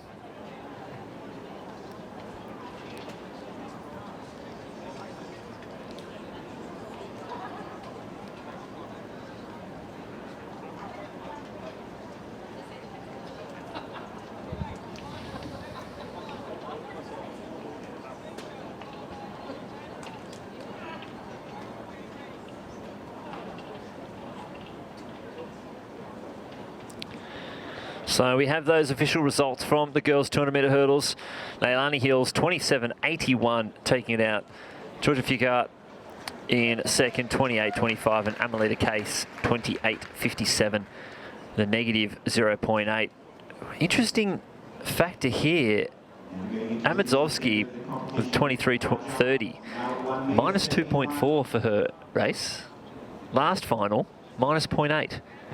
So that is the downfall of the timed final. If they are seeded with the stronger athletes in the final event, you're more likely to get a more even run. But if you spread them out and someone has a giant headwind, you've effectively sent them to the back of the line. So it's tough going. You do want to seed your fastest athletes together. Yeah, I agree. It sort of makes for good championship racing. Or just a more even racing, yeah. Next to jump when you're raising toes up. And the high jump. That's the 1 metre 82. See what she can do here. Rosie Tozer coming in, 171. Oh, massive clearance. Starting to get up to those higher heights, but they're still a good 10 centimetres off where they need to be.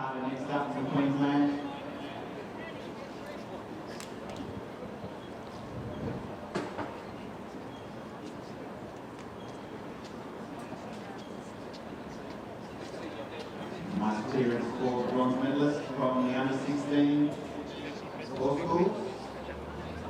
We need to go through that. But she will have to be the defending all schools champion. Elizabeth Moss next to jump in the high jump. Next in, Lizzie Moss. 4th at the Youth Olympic Games in Buenos Aires, Queensland champ. the end of last year.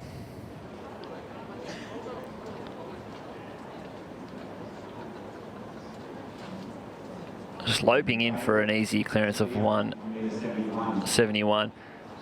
Now, I've just had a report from the Queensland Competitions Manager, Greg Ison. New state record for Leilani Hills. Official time was at 27.81. The record was 28.14, set in 2001 by a fairly good hurdler and sprinter, Sally McClellan. There you go. Now, obviously, Sally Pearson, but what a nice little scalp to have. Yeah. And didn't just dip under it, comfortably under it. Yeah, that's... Well, I better forward that to the Solid Records run. Officer of Queensland, and hopefully they can get on that as soon as possible. Hopefully not just the first record of the championships. Many more to come. State records, national records, world records. I'd love to see a world record. Ah, wouldn't that be good?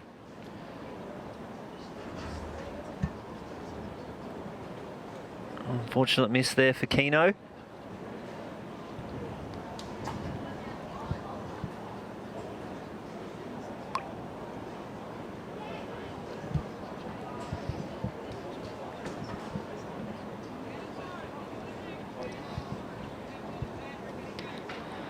But 182, that's what we're looking for from our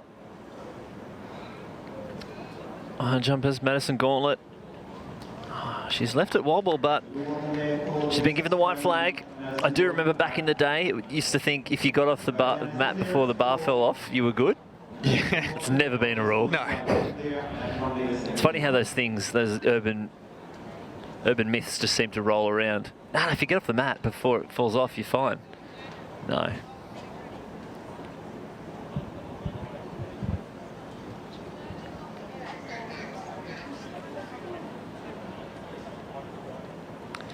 That's Travina Hewitt. Comes in with a seed jump of 170, so not sure if that's a PB, but if she can get over that, she's doing quite well.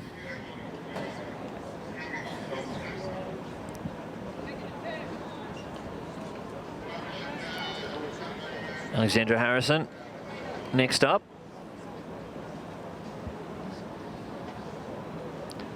Oh, just flicking it off with the calf there. That was her second round attempt. 171.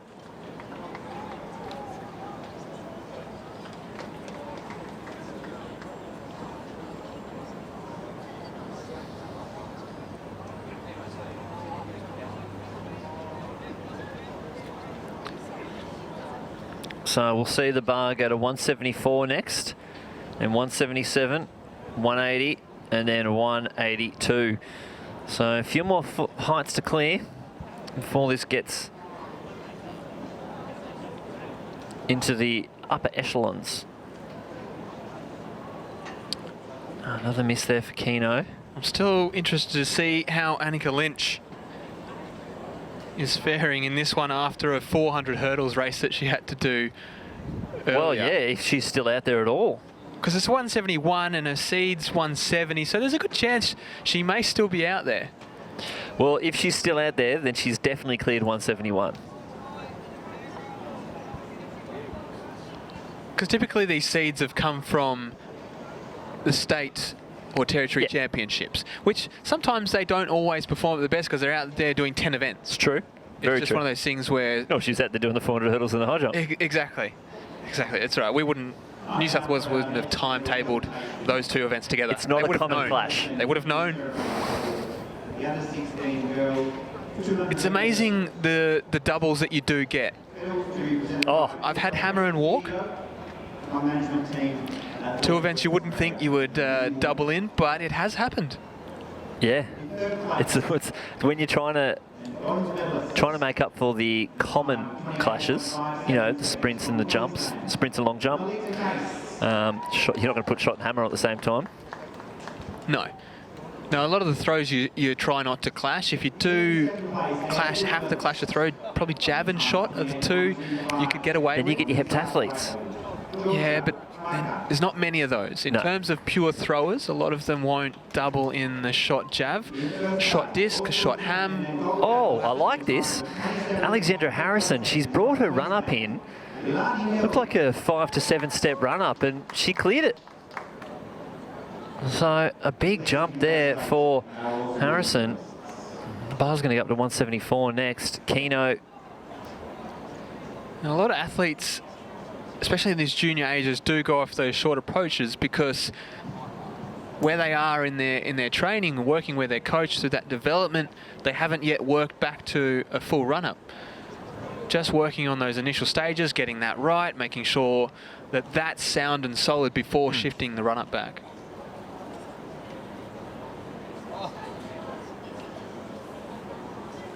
So interesting run-up technique there by Keno, but unfortunately does not go clear at 171. So she will bow out of this competition. Have Travina Hewitt next up to finish off. Final attempt here at 171.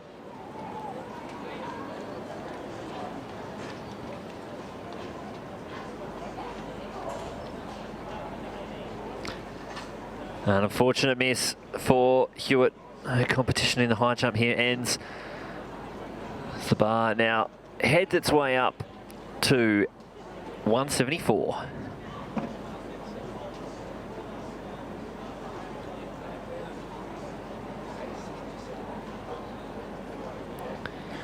So weather reports currently 34 degrees there right now.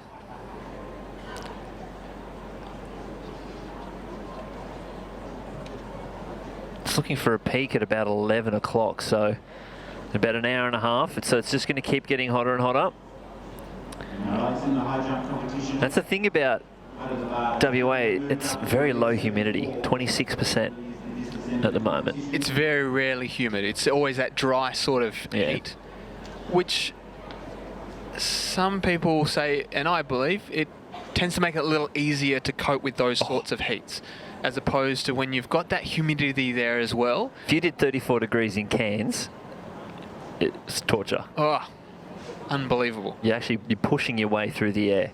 You're swimming. Yeah. It'd be a swimming event, not a running. Now, 0% chance of precipitation. Standard. Yep, doesn't rain in Perth. Not in summer.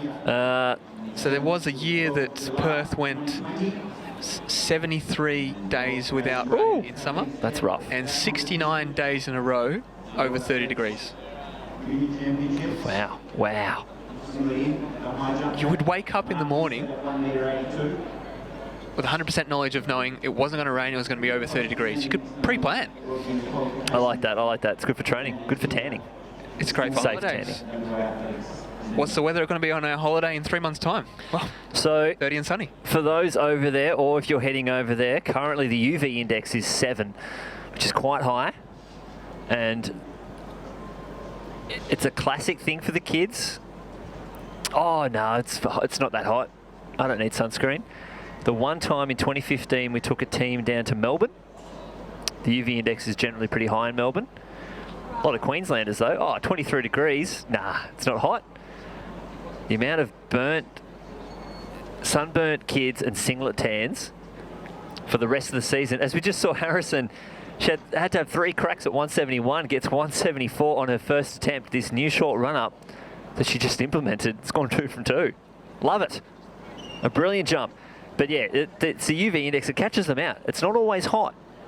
If this was in Tasmania, That's where it's really high. Exactly, and it's one of those things where cloud cover can also get people as well, because everyone thinks, oh, there's clouds there. The sun's not there. Well, no. Sometimes that can magnify and make it a little worse, as we see. Is that Tozer? Another New South Wales athlete go clear. Big clearance. I think this, off the form, Tozer and Moss, they're probably the two big guns in this.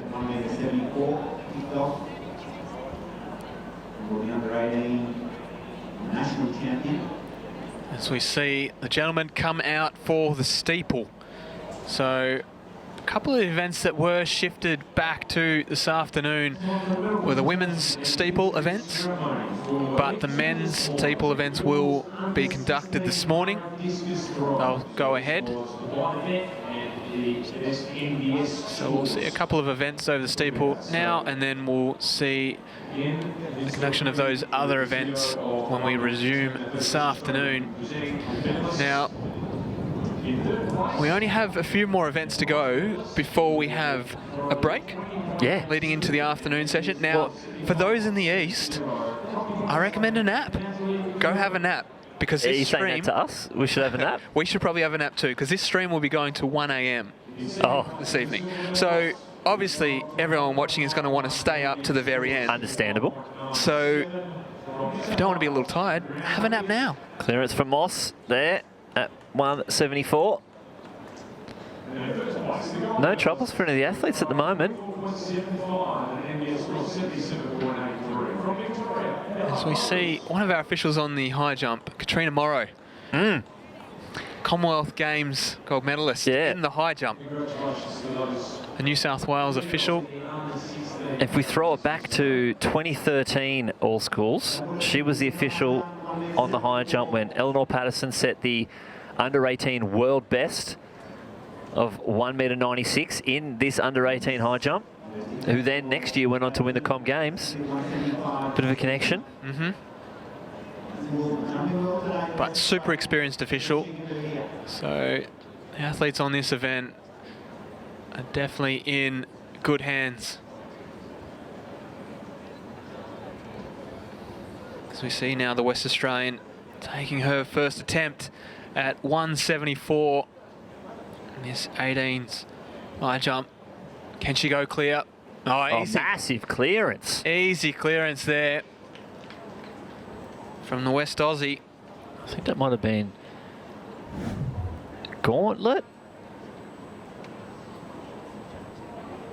So you can. This is where the seed distances really come in, because the seed is 1.60 m. Well, and she just dropped a bomb over 174. So I don't. Yeah. Must have just had a light championship. Based on that, she's going 180. Oh, easily. That's the tough thing I always find frustrating with high jump. You only get what the bar is. No matter how much you clear the bar by. See, Tamisha Clark just not getting coming at the bar, unfortunately, not getting up over it. I wonder if technology can get to a point where high jump changes. It's no longer 3 attempts at each of the heights, but say it's 6 attempts, like other field events. I want to do this. I like it already. Where there's almost is there lasers involved? Lasers. Yeah. Love it. Of course there's lasers. I want lasers. Lasers up the sides of the bar, so it can determine exactly the lowest point of what the lowest point is in your jump. So that good clearance by, I think that's Bridget Carter. Really arching over there, getting it 74 on her second attempt. So we're starting to get a few over at this 174 now, which is really making for a great comp. But back to lasers. So in a second, we'll go to the start list for this steeplechase. So Jaron Hobbs from Victoria, Josh Keach from West Australia, Jaden Mills from Queensland, Jack Beargood also from Queensland, Jaco Jansen van Rensburg, probably the best name to say, the West Aussie out there, Ben Chambers from Queensland in 6th, Riley Konichi from South Australia out there, Matthew Beale, the Queenslander, Bailey Crabtree from New South Wales, and then we've got a string of New South Wales athletes in Hamish Longworth, Lachlan Townsend and Liam Hinchcliffe. And rounding out this field with hip number 13 will be the Victoria in Harry Sharp, and we are underway. in this steeple for the under 18 men. And the South Australian in Riley Kanishi just goes out to a quick start, but then puts the brakes on as they come into the first water jump. And everyone clean over the first jump, which is good to see, because typically if anything's going to happen on a water jump, usually it's in the early stages because the field is so packed up and people can trip over others, and we've seen some nasty falls in the past, and we would not want to see that here today. But Jaco Jansen van Rensburg will be the hometown favourite in this one. It's a good family, a lot of history with MJ Jansen van Rensburg, former medalist in the junior age groups. Now, I think if you're looking at the start list on the live results, possibly ignore the birth date of number 8 Queenslander Matthew Beale. I don't believe he's born in 2006. I think this might be an incorrect. We wouldn't have a 13-year-old in the under 18 steeplechase. Probably wouldn't happen. But Riley Konecki out in front, South Australian, holding down the pace with Bailey Crabtree. Now this is where it gets interesting. So I've had to deal with this in Queensland. It's a new height, so there's no records. But the previous 2K steeplechase for under 18s was higher. So I did talk to Athletics Australia what their thoughts was. What do you do? And from Rhonda Jenkins, the records officer, they've decided to keep the existing records until they're broken by the lower heights. Okay. And then you would still keep the old records as well, just as 91.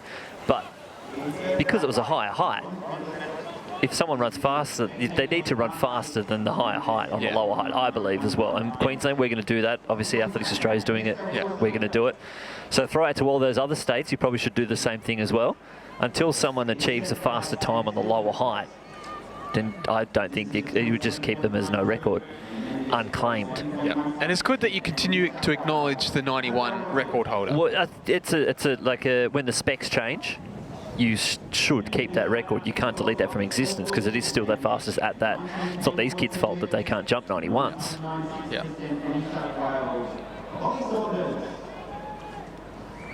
Where, on the flip side of that, when you look at the javelin, when they shifted the weight in the javelin to enable you not to throw as far, it's one of those ones where the first comp, they became the record because no one was ever going to throw further. No. That's why they made the change to restrict it. Yeah, because it was getting, a bit of a move here on the outside. Lachlan Townsend coming around the outside. You can see all the New South Wales athletes up in that top group of 7. There's a really good distance community in New South Wales at the moment. And there's a lot of good young runners coming through. And if you look back through history, a lot of time Victoria's always been that distance state that's dominated. It's easy to run. It's easy to run in Victoria. Yeah. It's not too hot. But other states are really starting to come through now, New South Wales being one, Queensland being another, especially in the women. A lot of good juniors. There was one year we won every steeplechase medal in the juniors. Just got to get them to that next level. So 1.5 laps to go here for this under 18 2K steeplechase at the new height of 84 centimetres. And we still have the South Australian out in front. On his outside, looks like Harry Sharp, and then Jansen van Rensburg. The Western Australian, back to another group of athletes. They're sitting in the back of the pack, but they're really starting to turn the pace up. Konecki does the last steeple in the home straight. And these three, they've turned it up. They've made a long run from home, so it's Konecki and Sharp, your 1-2 at the moment as they get the belt. Sharp right up on his shoulder. Can they go sub 6 minutes here? And Sharp out in front. He's looking good. He's looking comfortable. 300 metres or just over 300 metres left to go in this under 18 2K steeple. Yeah, the move came super early from the South Australian, but Sharp, the Victorian, really working into his stride now. Kaniki's trying to stay with him, but he's just not there. Janssen van Rensburg from the West Australian team, he's still fighting on, currently in third. He's got to try and get himself up to Kaniki, but I think Sharp is looking strong here. As long as he gets safely over these last two steeples, I don't see any trouble for him. Well, Janssen van Rensburg's closed that gap to the South Australian. And Harry Sharp's starting to pull away. He's got one more steeple to negotiate. But the South Australian, he hasn't got that silver locked up just yet. Sharp, a little bit uncomfortable coming off that. But he's going to take the win here. He's going to go sub 6 minutes. We should have the first three all under 5:55.74 on the clock to Kaneki and the West Australian Jaco Janssen van Rensburg. So some great running there. Very tactical, just I think probably due to the heat and being a championship, they didn't want to expend all that energy.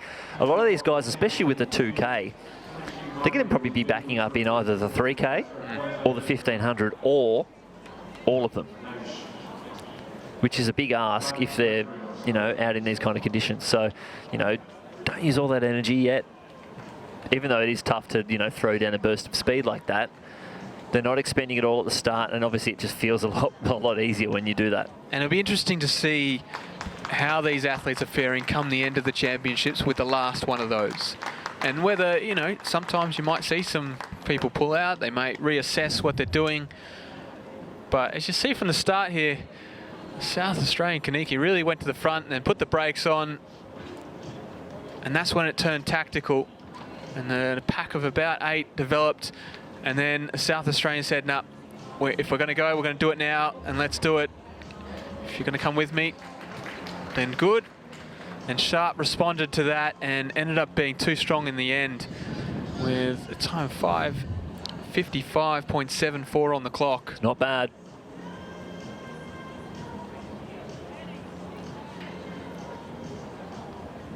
And it looks like we've got Nah down trackside with a winner of that under-18 steeple, Harry Sharp. Yes, I'm down here at the track with Harry, and what an incredible race. What was going through your head while you were running? Just to stick on them, don't let the heat get to me, and just finish strong. Yeah, and did you feel like the heat was getting to you a bit? Well, not really, especially in the warm-up. Really got to me, but yeah, just had to stay tough and get through it. Awesome. And is that your specialty, doing a kick the last lap, or was that something new that you wanted to try? I was sort of something new that I wanted to try. Yeah, the pace was pretty quick from the start, so yeah, I just tried to sit in and then yeah, get the win in the end. Perfect. Well, congratulations on the win, Harry. Back to you guys. Thanks for that. Nah, so good insight into how the athletes are dealing with the conditions out there currently. And obviously, especially for these distance events, it would be pretty tough. It's something you don't factor in as well. It's the effect in the warm-up. So you think the race, it's tough in the race. So they're out there for less than 6 minutes.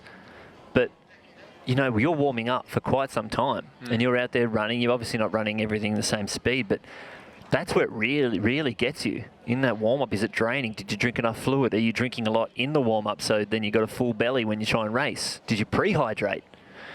Whoa, a lot going on. So many factors, and you can see there the officials just dropping the steeple heights down to the 76.2 for the under-16s. Now, I don't know whether it's just my eyes or that steeple looks a bit wonky, but oh, see the West Australian go clear at 177. On a third attempt. Great jumping.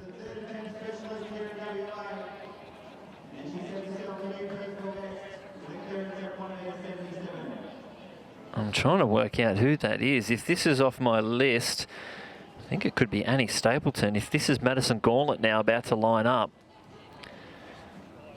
Really setting their their seed jumps just alight. Oh, unfortunately, just not getting the peak of her jump at the right spot. She'll bow at the competition. She had the height. Yeah, just not at the right area. Maybe she might be a laser high jump specialist. So back to those lasers. Back to the lasers. See, if you had lasers up the side of the uprights, Yep. which determined the lowest Point that broke between the two bars. exactly. Yep. So then it gave you a true height of what you actually jumped. And And you had 6 attempts of that. I feel like you'd need a holographic bar because obviously you need a sight. Yeah. So you set, I want my holographic bar at 2 meters 40. Bang. Yeah. What was the lowest point that I broke? Through the plane. The problem is though, sometimes a lot of high jumpers, a lot of the male high jumpers at the higher heights, when they arch, their feet do break the lower part of the plane. It comes under the bar and then goes over. So that's going to be an issue. We need to go back to the drawing board. We'll talk to our tech crew and we'll see what we can come up with. Because I'm hoping it's got smoke machines too, because if you have lasers, you've got smoke machines that make sense. Look, it's a start of a concept, but Early days. I'd love to see it. And Yeah. you could do it in the pole vault too. You could easily do it in the pole vault too, which means make for timetabling a lot easier, so then you know how many attempts there are actually going to be in a high jump and a pole vault. Pole vault and timetabling. So the bar up at 1.80 meters. Now they're getting awfully close to that world under 20 qualifying height of 182. I want to add some of these girls to the list of athletes who have qualified. Currently have no one in the high jump just yet.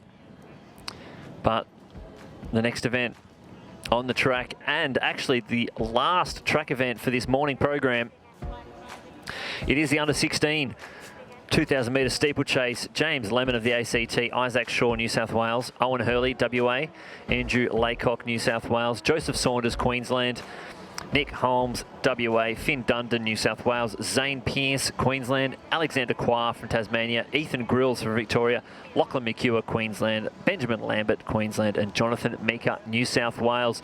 As you see Tozer, or is that Harrison? I think that is Harrison. Bowing out there on her first attempt at 180. Now Ethan Grills, he was our champion, I think, at the start of the year at the Junior Championships.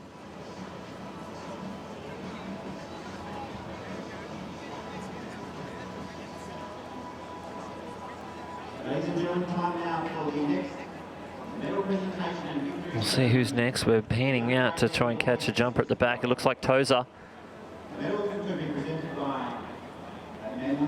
I think she can give this a bit of a nudge.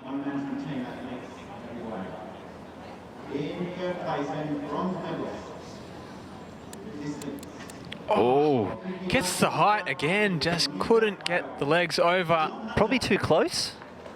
Well, I'm not a high jump specialist or a coach for high jump at all, so I couldn't tell you that. Thank you for your insights. But going into your second and third attempts, you've got to go into it knowing, okay, I can easily get the height. That's not my issue here. Just need to work on these legs to try and get them over. And if that can happen, you're going high. Because based on the height that she actually did get, you're looking probably another 3 to 5 centimetres at least on top of that. That she should be able to jump. It's just working to try and get those legs over as the Queenslander now takes her first attempt. Just missing it there, hitting it with the backs of the legs. Ladies and gentlemen, please congratulate our medalists.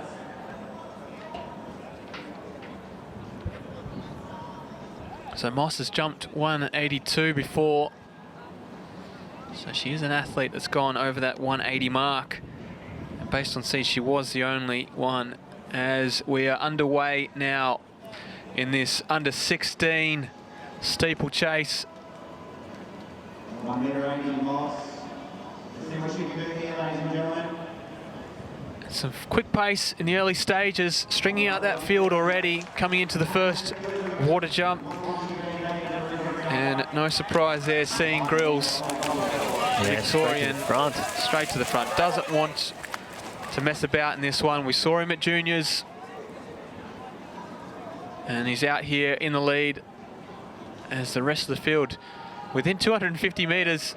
Well, they are strung out, aren't they? All across the track. Very different to the under-18s where they were in a pack and it was a fairly tactical race for most part of the event. And here are the under-16s just from the go, They are after it, and Grills is leading that charge.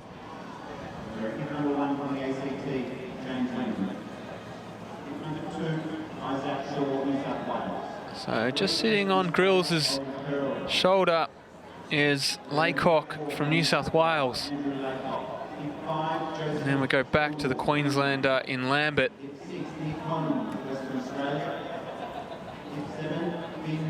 So it'll be interesting to see if they can keep this pace up or whether the field starts to come back together just as the race progresses on. Yeah, once they settle down a little bit, you could see Grills didn't like having a New South Wales athlete on his outside.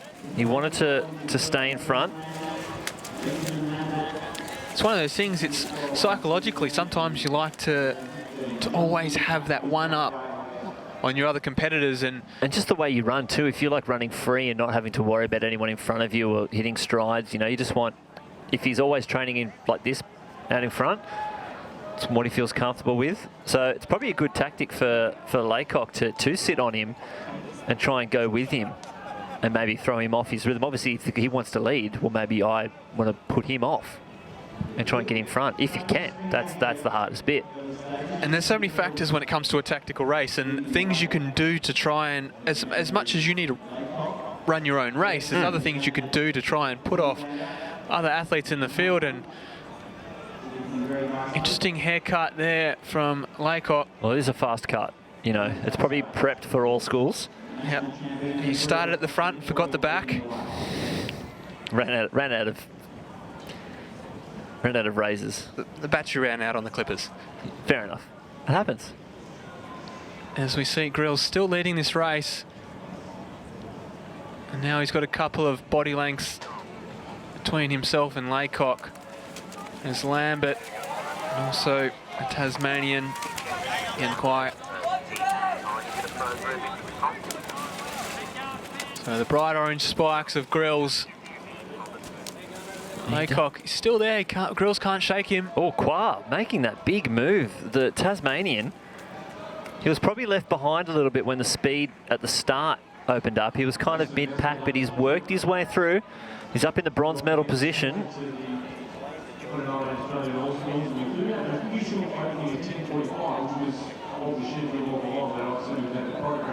Looks like we've just lost Carter, Brodie Carter in the high jump at 180. We'll try and keep an eye on that one as it goes on.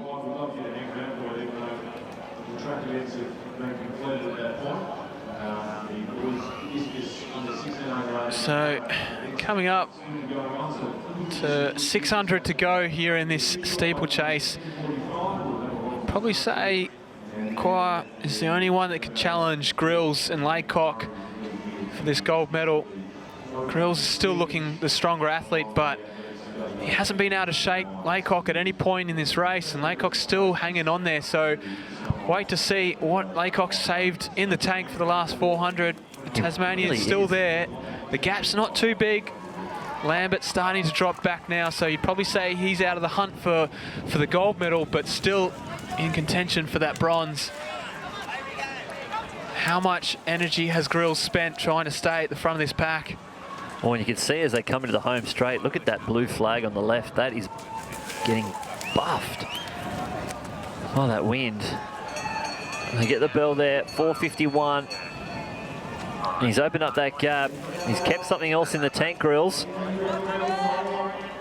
The knife hands make a little bit of an appearance there with 350 metres to go. And you know that that's business time. Once the knife hands come out, you know you're all in. And Grills is doing just that. Laycock hasn't been able to go with the change of pace, so you saw it at the belt.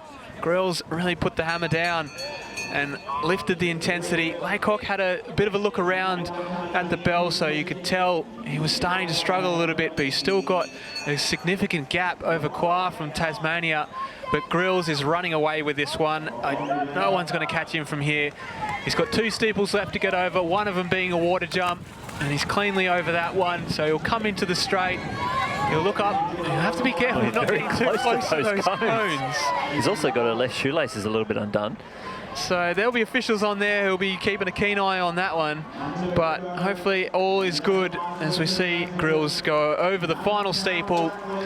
He'll come down to the finish line where he'll take line honours and that gold medal. 6:06.15 on the clock. About a 65-second last lap. Great run there from Grills.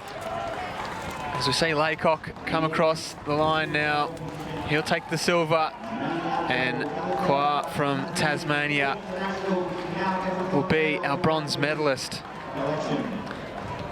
Oh, they're feeling that heat, aren't they? It's tough conditions out there, and it's only getting worse as the day goes on. So these athletes having to contend with a little bit more than what the athletes did at the start of the day. Well, that's why this is the last track event of the morning program. There is still some field going on. And the weather already up over that 36 degrees. As we see Bridget Carter bowing out.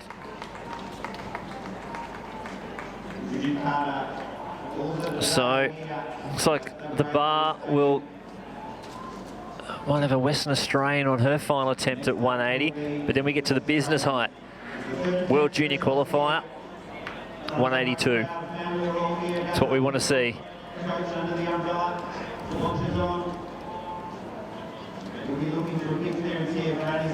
And from the gun, you'll see Laycock set it up. He wasn't super Grills. quick, Grills, off the blocks. No, but Laycock sort of got him. He was like, I'm out. I need to get out. And they're being one of a smaller athlete. I feel like did he just do the whole race with his shoe under? I think he may have. Well, it's one of those things, you can't really stop to tie it up. You can at the start, though. Yeah, but maybe came undone after the start. Someone undid it on this when they're like set, and then bent down and undid it. That would be a cheeky move. I wonder what you would get done for with that. What ruling, if anything, well, would be used for that? Is it J.R. Smith in the NBA? But it looks like we got Nah down tracks up with another Victorian, the winner of the under-16 steeplechase, Ethan Grills. Yes, I am down here with Ethan. Congratulations on an amazing race. Thank you. You led that throughout the whole race. Was that really hard with the wind and the heat? Yeah, it was challenging with the heat, but yeah, it was all right. Yeah, and with the heat, do you wish that there was like a water station or something that you could have a drink? Oh, it would have been amazing to have a water station out there, but it's okay. Maybe some rehydrate or something? Yeah, something like that would have been awesome. Awesome. Well, congratulations, Ethan. We'll see you throughout the weekend. Thank you. See you then. Thanks, Nah. Now, there is a yellow card held up on the race, so we'll wait and see what those official results are for. Maybe Shoelace hit one of the cones. I don't know if that's okay. I think that's fine. I think that's fine. We'll have to look up the book. But he was extremely close. It was close to those cones, and that's one of the things where they're there for a reason. Yep. And you can see the white dotted line. That is the line that you have to stay. Can't touch it. You can't touch it. Another one of the mysteries, 3 steps on the line. People used to think, no, I didn't do 3 steps. Mate, you don't. You touch it. You touch it, you're done. Exactly. And for those who are unaware, in terms of when you measure the distance, so let's take the 400-metre track. Yes. The 400-metre is actually measured 20 centimetres out from the actual line. It's not the line. 20 or 30? Inside rail is 30. Yeah, so lane right. 1 is 30. That's right. And then every other lane out from there is 20 centimetres. That's why outside of the line. if you don't have a rail down, then you actually make the track short because of it being 20 centimetres. So you do need to have a rail around, especially on the bends. If you don't have it on the home straight, that's fine. But on the bends, if you don't have a rail on, it's not legit. Exactly. And it's so critical to do that. And obviously at times like this, they'll open it up for the high jump. But if that high jump event isn't on, they close those rails. And put them up there just to ensure that obviously everything is above board, but obviously it's acceptable for moments like this. But this is where hopefully it's not Grills, because obviously it's our gold medalist, but we'll see. Moss just unable to go clear there at 182, which was the seed she's come in with, and it was her first attempt at it. And it's an interesting one here, very different to the men's discus throw. The women in the high jump have all disappeared. Yeah. And I don't blame them. Not sticking around. I don't blame them. Sitting out there in tough, hot conditions. So Moss will go and have a chat to the coach, just reassess a couple of things to see if she can get herself up over this 182.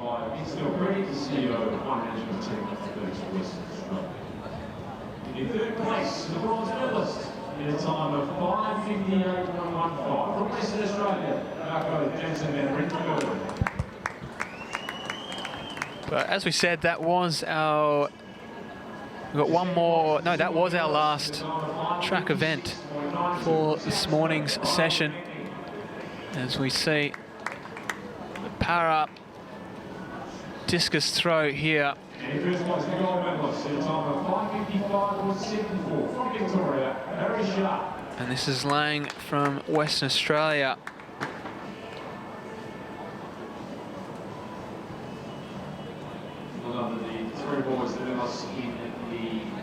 So there's two events currently out there, both the 16 and the 18s, and Lang being part of that 18s. Now, with the seeded throws, they let them have all their attempts in a row. They don't obviously make them unstrap, get out every time. No. Because that would be ridiculous. It would take a long time. It would take a long time, so... So, unfortunately, we've had word through that it was Ethan Grills who has been disqualified, and it's more than likely on that moment that we saw him just go over those cones on the final bend. We're talking 140 metres to go, if that. And it's one of those things where, you know, he's probably done no different to what he's ever done in his life, but this is the time where the bigger the competition, the more the officials. The more officials, the more likely they pick up things that you do. It's not that they're harsher, there's just more of them. Yes. And they're going to see everything. And there's more eyes on the track. You've got the ability to be able to have eyes all around the track, which you wouldn't normally do at a normal competition, because you can't pick up everything. But it's one of those things where you've got to be so careful. Yeah. And if there was ever one event, it is a steeple, especially out of the water jump, because sometimes it can throw some people. We've seen it on the international stage where they come out of the water jump, misstep, step to the side, and actually step over the line. Because it's actually the track. Like, you wouldn't normally do that on if it was grass or anything, you'd know not to do it. And here's the replay of it. As you can see there, there he goes. And another step. Definitely there, yeah. So there's no doubt that he's definitely run over that line, but... That's it. That's as much as it is. There's obviously... They won't do any medals because, you know, the team might protest. Probably a waste of money. Yeah. And a good jury will say that. Like, look, I'll show you the footage. If you still want to protest after you see the footage, that's fine. It does cost money to protest. It does. It's not free. Likely to get kicked out. Well, the fact that we've also got footage here of it, it's not... Well, yeah. When you've got the ability to be able to review footage like this, it does help a lot. Typically, for a normal event, you don't have that. It's just the official out there who's seen it and has to make the call on it. Well, see, now when they get to the bigger... I think it started in Rio. There is instant replays of everything. There's about 10, 20 cameras, maybe more. There's Hawkeye. There's everything going on. And Helen Roberts, one of the Queensland officials, she was the video ref for Doha, literally sitting in a bunker underneath the stadium, watching instant replays all day. And that's where we are at the moment. So you literally cannot put a foot wrong. It will get found out. So it's tough. It is tough to win and be that dominant when really that maybe only affected you. It probably cost him a thousandth of a second. Yeah. Better to be safe than sorry. But when you're dealing in an event that's timed and measured and all that sort of stuff, it's got to be accurate. Yeah, you've got to, you know, stick to those rules. So we should have one last attempt for Lizzie Moss at 182. Can she clear this World Under-20 Champs qualifying height of 1.82 m?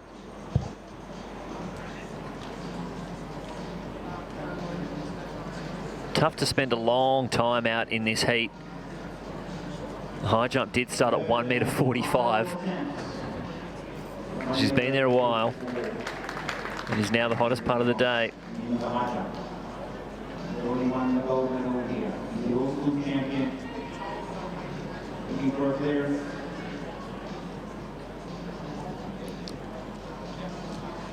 Unfortunately, not today for Moss. But she'll take the gold medal.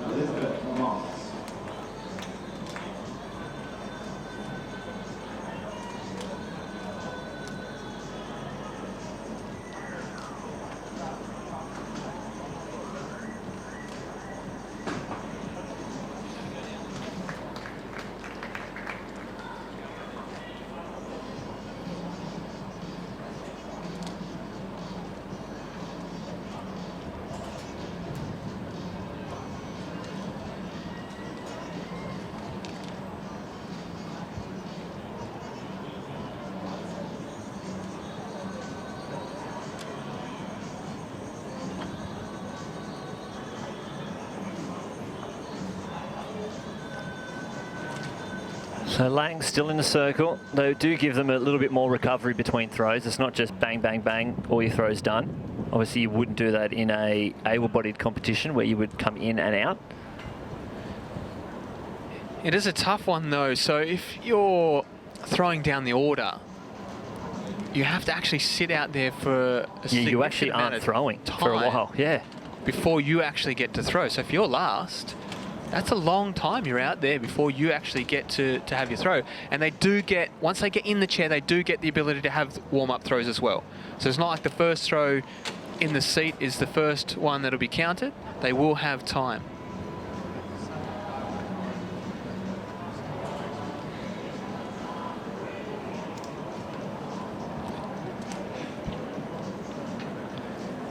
So there's the rehydrate tent with boxes and boxes of rehydrate. So I'm sure many of these athletes will be visiting the rehydrate tent. They'll need to do that in between in this break. To be honest, we'll need it in this break. Oh, We'll be on the rehydrate in the break, have a wrong. nap, and we'll be back firing. Fired up. For the afternoon session, / evening / early morning session. Yes, we actually cross time zones. Here's the thing. We'll be streaming a live event. Back in time? Back in time. Yeah. We'll be streaming a live event the next day. We'll be in Saturday, streaming an event in Friday. Uncharted territory.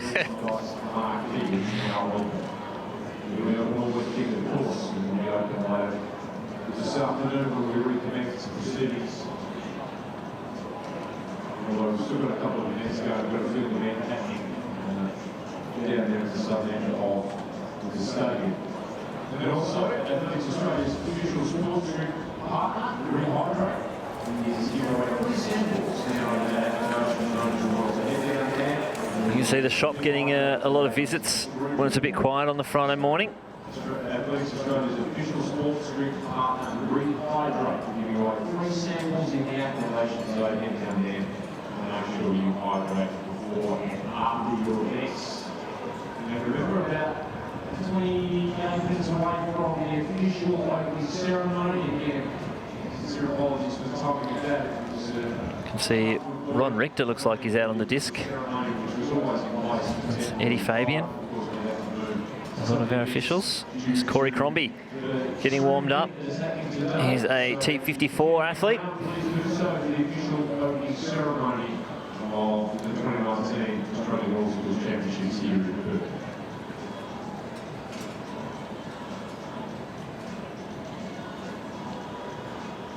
So just some warm-up attempts here for Crombie.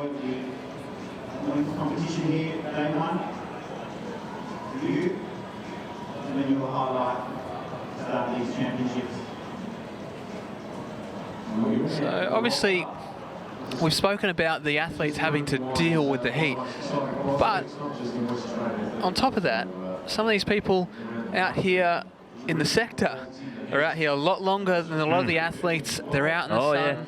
Yeah. These officials are doing a magnificent job at the moment, and it's only early, but I tell you what, they are going to be the true heroes at the end of these championships, because, you know, they can't go back in and have a rest because there's another athlete out there ready to compete. Oh, it's you've got to be so on the ball too with these throws as a sector official. You know, you're like you're saying, if it's a foul, you need to be there on the spot. You also need to not get hit, which is another key ingredient of being an official. You don't want to be in the wrong place at the wrong time. No, so, you know, obviously we want to send our thanks to the officials and volunteers that are out there this morning and who will be out there for the remainder of these championships. Honestly, your efforts do not go unnoticed, No. especially not from us. Oh, of course. We definitely notice it, 100%, and I'm sure all the athletes out there are extremely grateful for the work that you do, because without you, we wouldn't have these level competitions. So we see Crombie just get a quick drinks break. Understandable.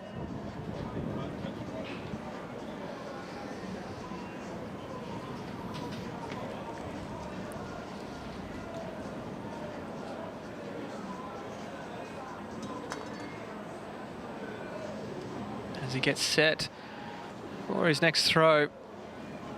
First one just going outside the sector. Can he keep this one in? Quarter distance and settle himself in this competition. And that one goes straight. There we go.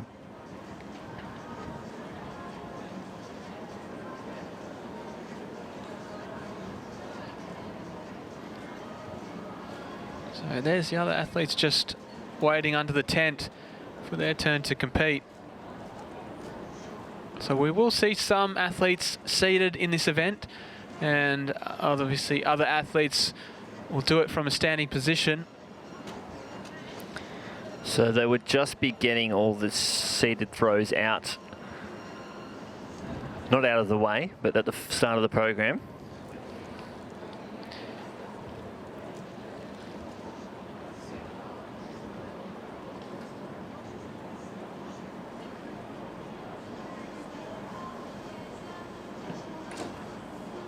Oh, much bigger throw. Really got hold of that one. Now, I think as there's only 6 throwers, I'm guessing they're just giving them 4 straight up. Would make sense. Well, you're not going to give them 3 plus 1. No, well, there's 6 in each event. Yep. So they all get the 4th anyway. Yeah. So you would just go through. You would just go 4 throws. Yeah. It looked like he finished with his best there, Corey Crombie. I'd love another spin of the board there, Ron. But 12. I saw a 12. He came with 12.06, so it's about 94 more centimetres to play with. He could get a PB.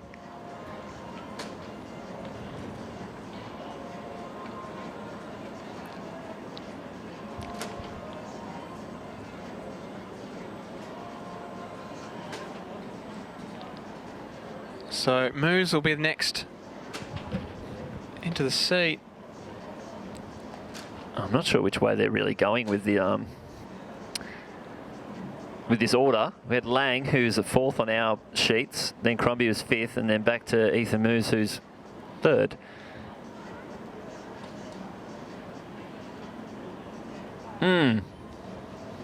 Interesting. Couldn't tell you. No. Unless it's about the height of the throwing apparatus. No, because they're changing out a new chair. Maybe. Could be, maybe that's why. 12.08. There it is. So he's beaten his seed performance by 2 centimetres.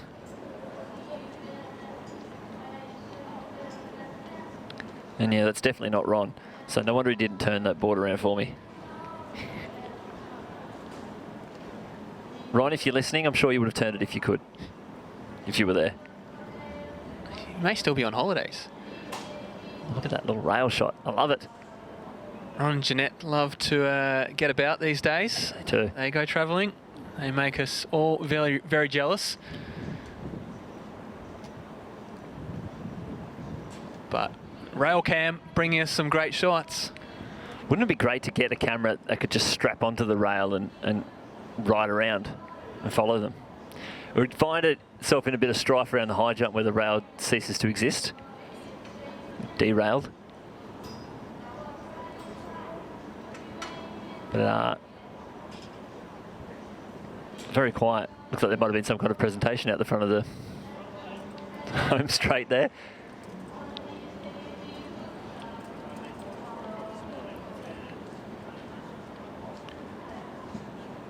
So Moo's almost strapped in.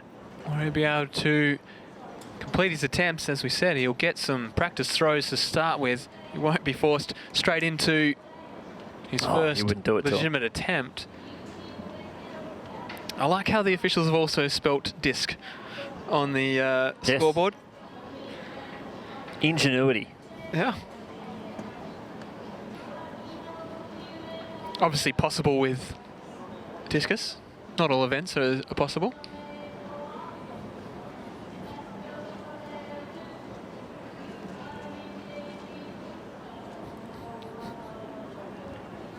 Obviously we've got one of the officials just sitting in the seat, just putting some weight on it to start with.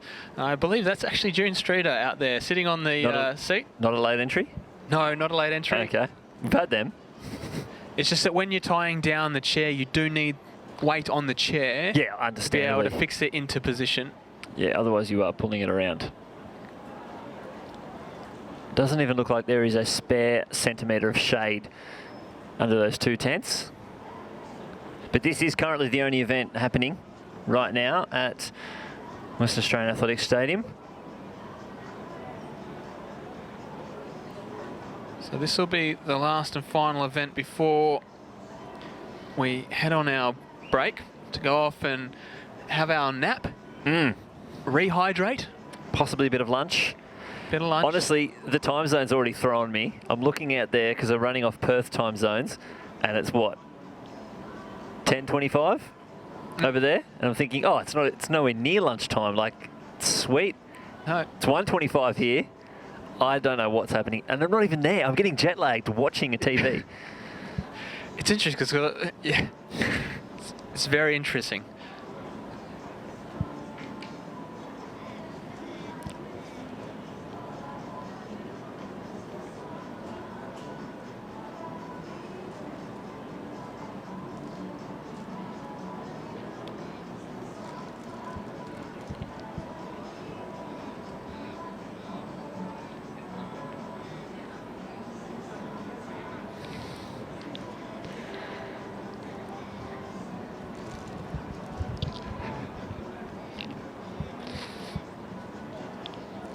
So, yeah, the time difference is going to be interesting because obviously, for those who are unaware, we're actually not there. We're not in Perth. We're in the studio in Melbourne. Yep.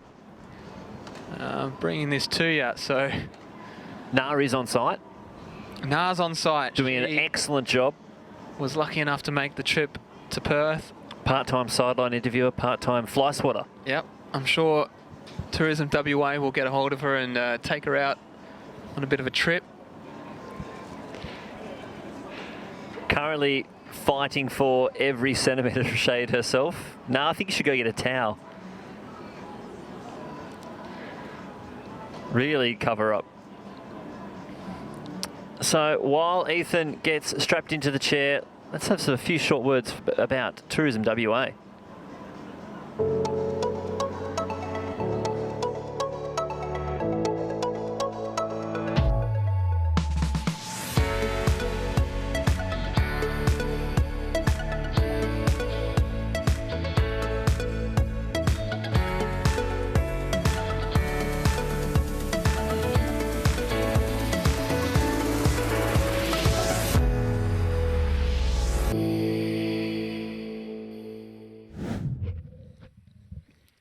Beautiful shots. Oh. See, I wasn't lying, was I? No. WA's pretty good. It's not bad. It's not bad. Not bad. What do you mean it's not bad? It's probably the best place there is. Ooh. I'm putting it out there. If you've put it out there.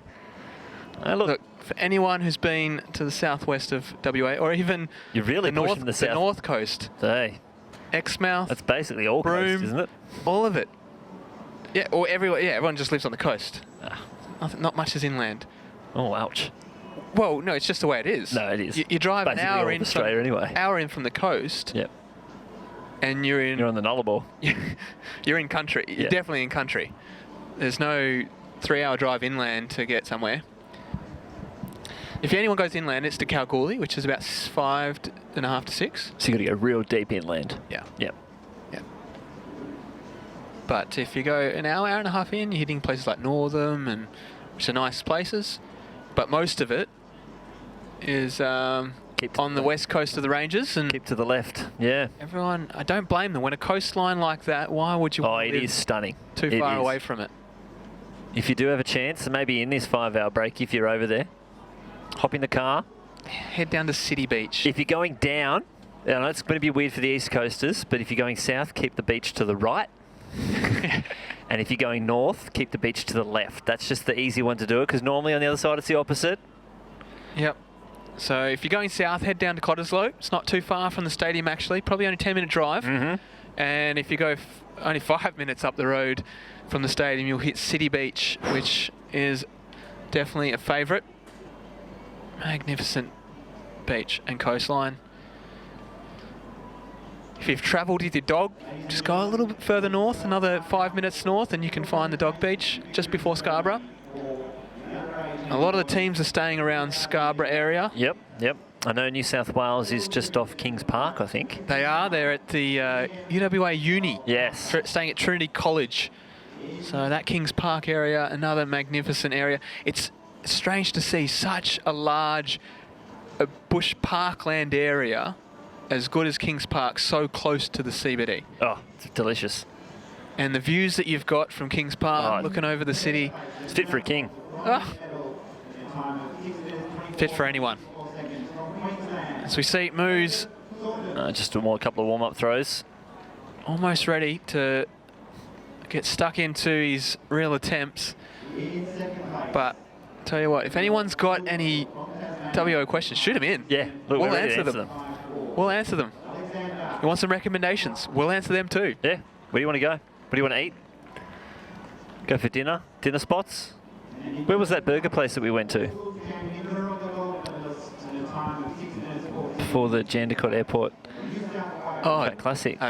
Just Burgers. Just Burgers. Well, Just Burgers. Is that what it was? It the fried chicken place? Was that the place? Well, I guess it wasn't that memorable. Next. Well, I thought it was okay. Yeah. I obviously don't remember what it was called though. It's a long time ago now. As we see, moves back with the discus in hand. Good wind up and throw.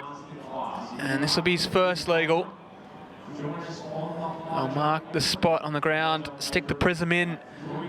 And Elizabeth Jones, who's been on the EDM this morning, will bring that distance to us.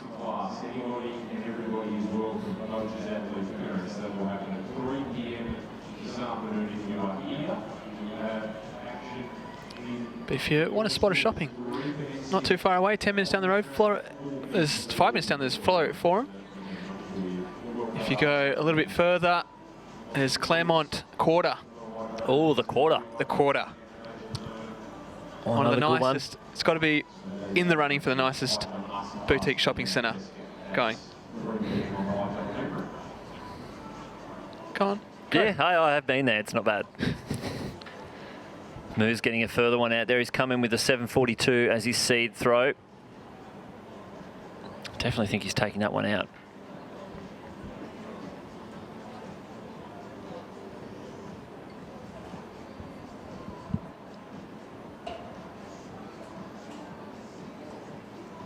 There he goes, third attempt. Oh, not as far. We'll have one more next.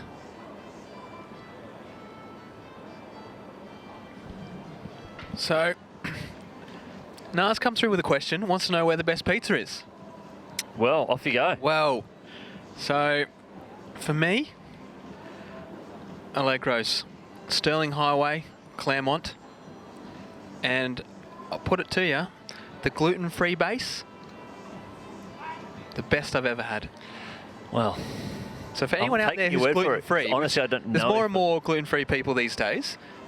The gluten-free base at Allegro's on Stirling Highway. How far is that from the track? We've got to put a reference to the track. Depending on traffic, 10 to 15 at most. I like it. Not far at all. Allegro's off the Stirling Highway. It's only a couple of suburbs Everything across. just seems to be so close. Well, yeah. When you're in Perth. When you're in Perth. It's just down from the Claremont Quarter. Oh.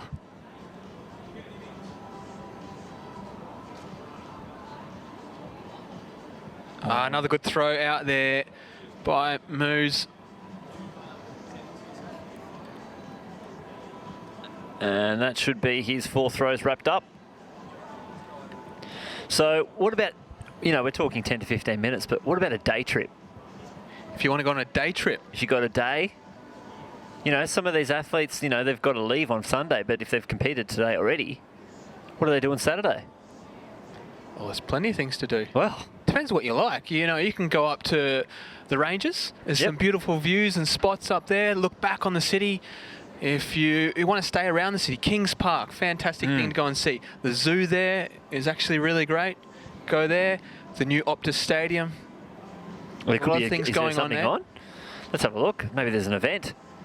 Just anything around that Crown, the new Crown Towers and all that sort of stuff in Burswood. A great location as well. If you want to go up the coast a little bit, just past Scarborough, there's a place called Trigg. And then there's a road called West Coast Highway. Beautiful, all the way up to Hillary's. Now, as they work to get Ethan out of the chair, let's check some more stuff out about Perth.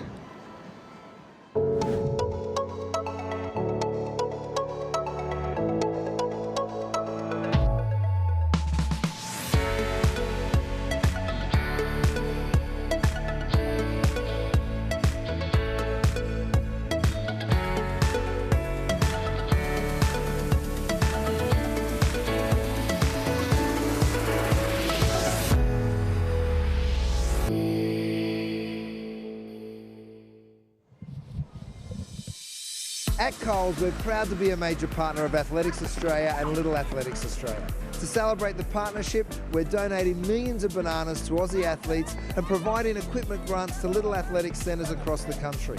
They're just some of the ways that we're helping support Australian athletes run, jump, throw and grow this season. Good things are happening at Coles.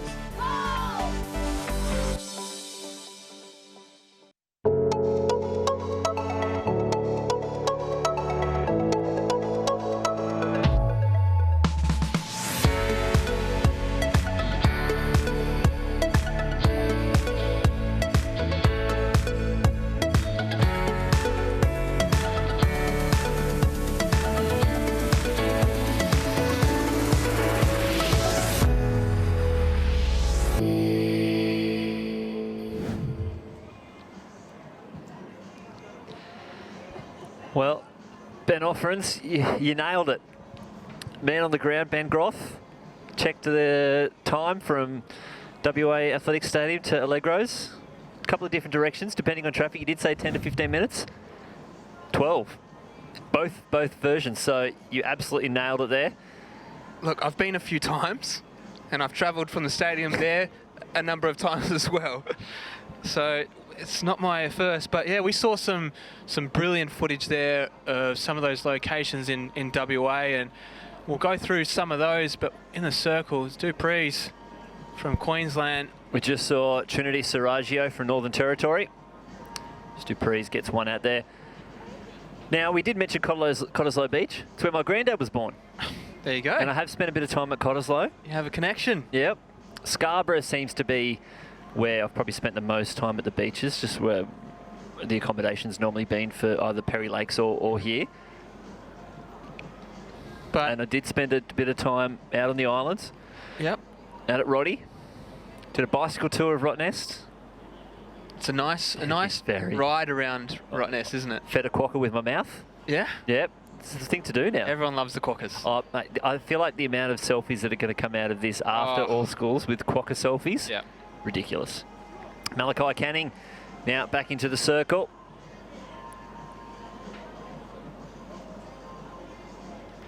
There we go, big throw. So now we'll see, we've had all the seeded throwers now. So we'll start working through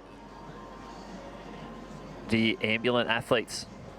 So some of those locations that we saw on that bit of footage, so there was a shot of Elizabeth Quay just there in the city. It's a new development that they've put in there. It's gorgeous down there. Oh, it's absolutely beautiful. We shared a drink there, down there, and wasn't it magnificent? And today would be a splendid day to be there, having a drink, as we see.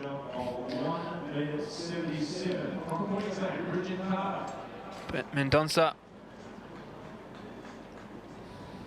from New South Wales getting out there. Some other locations there. There was a couple having dinner and drinks at Bathers Beach House in Fremantle. Ooh. Another new development down at the harbour. Beautiful views of the water. Back in 2010, our squad stayed at Freo while the championships was out here. I've seen Nathaniel Halpin get a big one out there. We stayed at Mulberry Mansion. Mulberry Mansion? Yeah, it came with a free Toyota Camry. Interesting joint. Quite interesting. But when you've got a squad, you know, coach, athletes, you want everyone to be at the same place. Free hire car. Next up into the circle, though, is Jackson Hamilton. We just saw him in the under-18 boys able-bodied discus, and here he is. He's double disced this morning.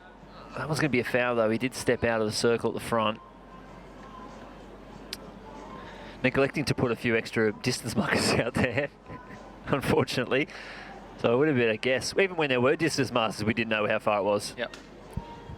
So a couple of those spots. So as we see Brown in there from Queensland now. Gets a good one out there. And the officials are going to mark that one. But we saw some pictures from Swan Valley, which is one of the wine regions, just sort of northeast of Perth. And Margaret River as well is the other famous wine region down south. Great surfing. Oh, some of the best in the world. So we see Murray from New South Wales. So he had a seed of 23-28.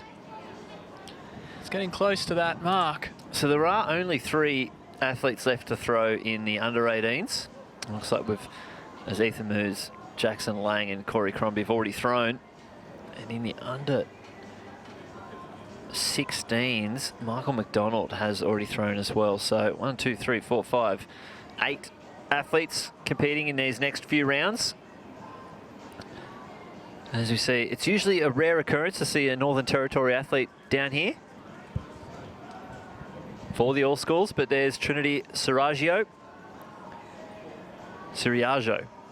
We'll go with that one.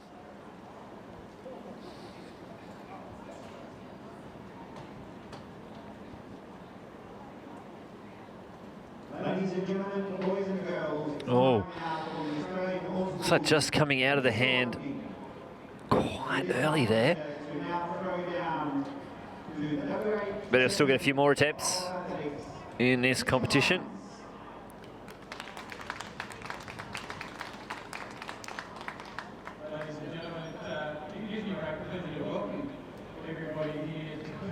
As we see Dupree's back into the circle once again. What has he got in his second attempt? Just stays inside the circle, stays inside the sector. Not bad. Came out of the hand really well. 28.56 was the seed. Whoa, that's flirting with that mark most definitely.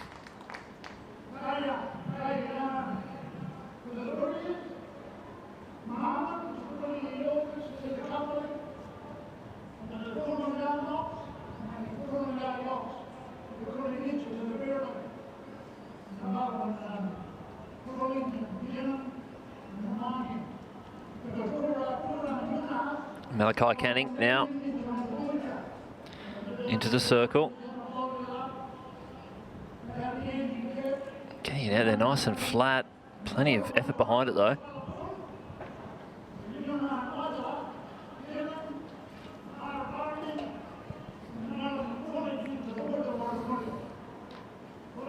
So I'm hoping by the end of this week, people know just as much about Perth as what I do.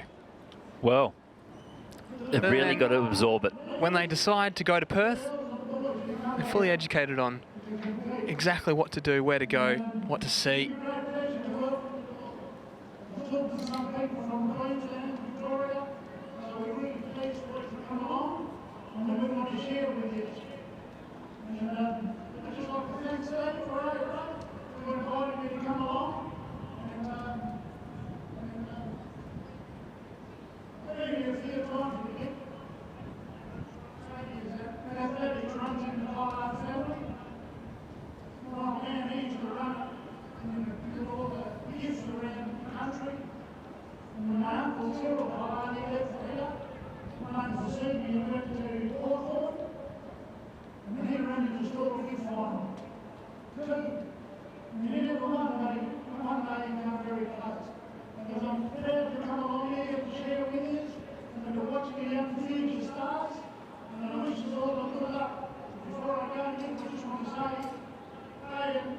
We see Halpin's throw, and Hamilton enter back into the circle.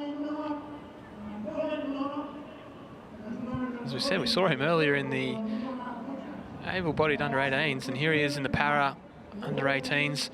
He's T12, so that's a vision impairment class.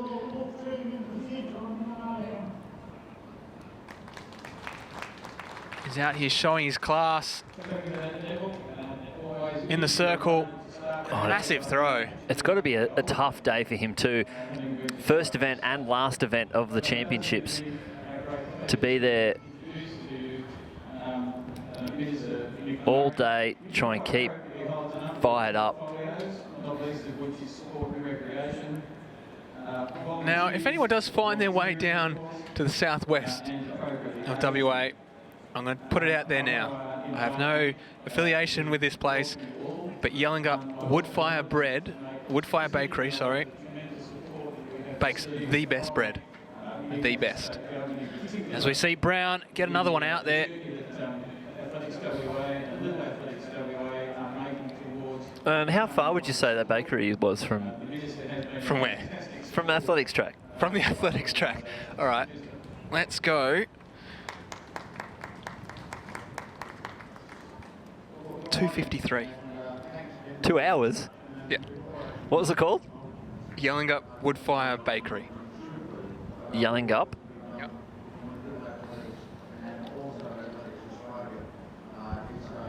Oh, yep.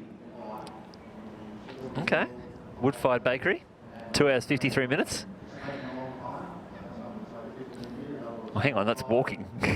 Well, guys, if you want to know, it's 51 hours walking. Let's go by car. Oh! 2:57. Not good enough. That's okay. It's acceptable? Oh, definitely acceptable. If something's 3 hours and you're 4 minutes in, like, you're okay. As long as you're not walking. So, third throw now for Siriago.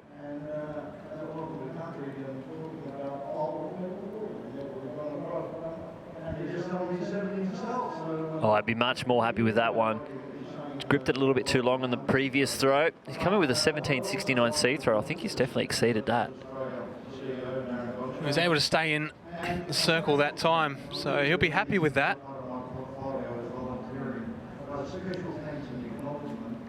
So it's always nice to see the Northern Territory athletes down here competing as Dupree's, the Queenslander, back into that circle. What has he got on this attempt? Good through the circle, good release. Oh, good throw. Great throw. I reckon that's probably potentially his best of the competition. Really showing good form and technique. He's fast through the circle. And the release on that one was spot on.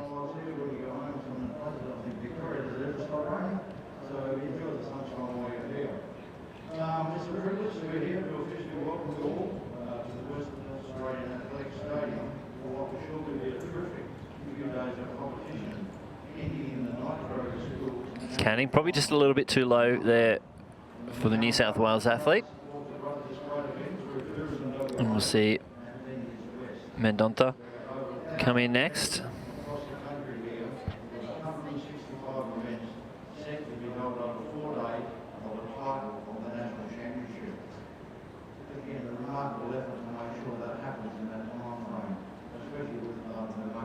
As we see Mendonça back into the circle.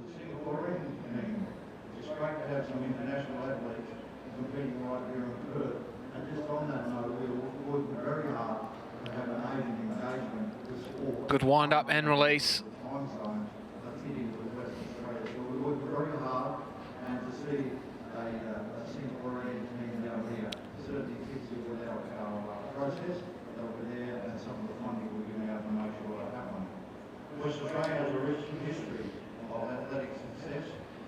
And it's now time for Halpin from the ACT to enter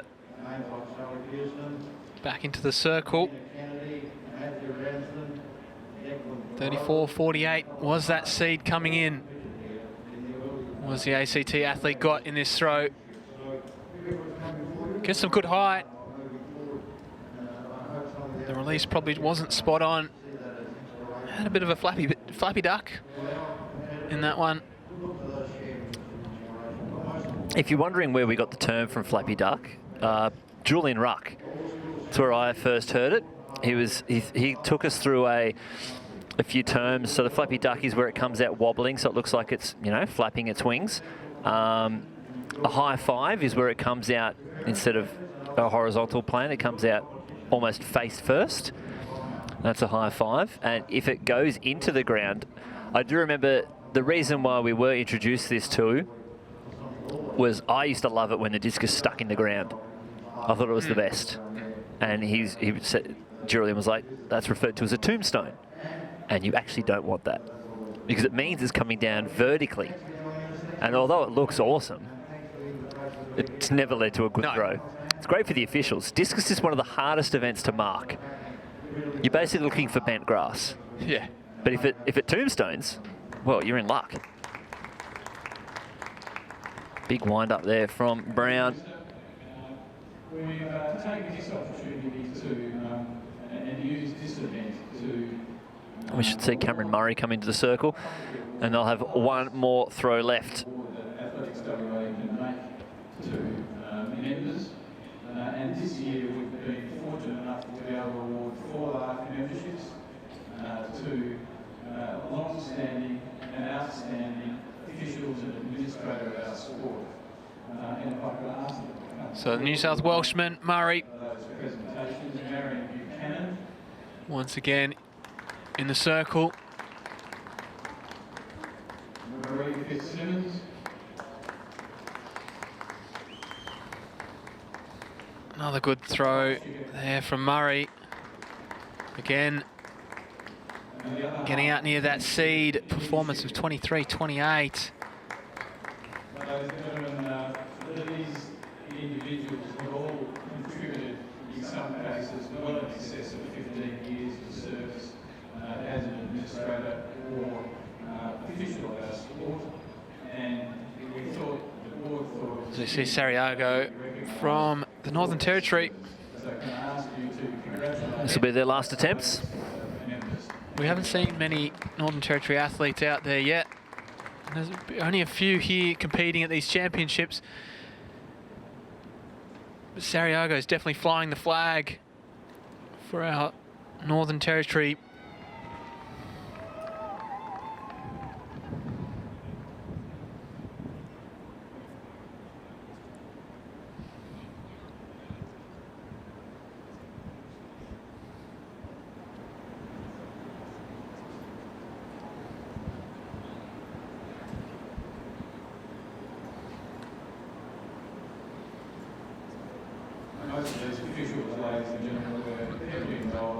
Sebastian Dupree's. Oh, another good throw. He's really letting these rip. Now at the better end of the stadium. And the feature really is the when it comes to wind assistance.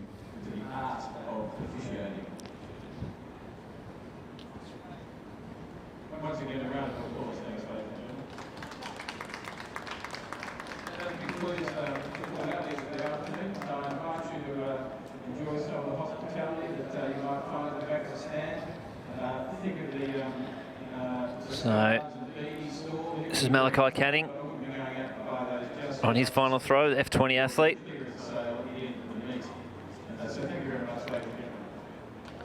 And we'll have Mendoza and Nathaniel Halpin to round out the under-16s. Then we'll go to Jackson Hamilton, Damien Brown and Cameron Murray. And that'll wrap up the morning session. See a few athletes out the back. Looks like they're trying to drop a session at the moment. Interesting that it's being allowed. Yeah. And lids off. Yeah. Because it technically still field of play. This competition's on. And as a competing athlete, you aren't allowed to take your shirt off. No. Yellow card. Straight out. Yeah. So very, very interesting. It must be. They must have allowed warm-ups to be completed on the track, so they've allowed this. But I don't know. All right, we're going to cut down to Nah, who has got Elizabeth Moss. Yes, guys, I'm trackside with Lizzie Moss, champion of the high jump for the females, and 180, so close to that World Juniors qualifier of 182. How are you feeling in that comp? I mean, it's a season's best. I haven't jumped high at all this season, which is good because I had an injury earlier in the year. But I'm a little bit disappointed not making the 82, but I'm still really happy with the 80. Yeah, and how do you feel going into the season about getting that qualifier?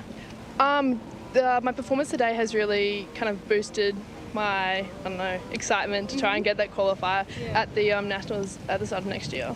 Amazing. So now we have a concept for you.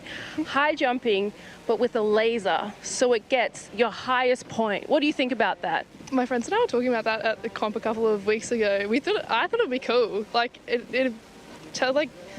don't know. I think it'd be a really good idea. Like, you just have to do one jump, try to get as high as you can get, and winners can be decided that way. I think it'd be a really good idea. Well, there you have it. Laser high jump coming to a track near you. Thanks so much, Lizzie. That's all right. Thank you. Well, whenever we have the first laser high jump, Lizzie Moss, first in. Excellent. There you go. Tick 1 on the start list. We've got an all-schools champion on our start list already. Amazing. They're going to come from everywhere. They will. Just wait for it. Next, you know, Nicola McDermott, Brandon Stark. Oh, they'll all want a piece of it. Patterson, they'll all want it. I don't blame them either. So we see Brown back into the circle with a big wind up again. And solid release.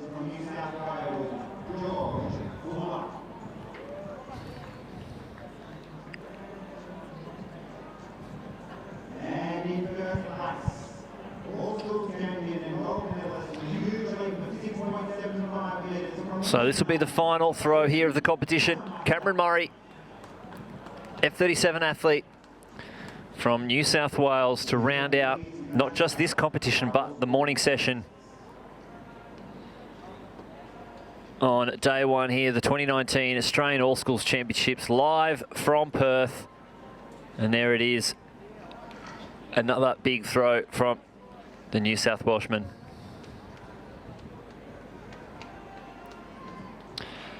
Maybe not. Are they not doing 4+1? I thought I'd seen already 4 throws. Or 3+1. Maybe they're doing more. Maybe I should check the tech regs. So this is Sariago from the Northern Territory.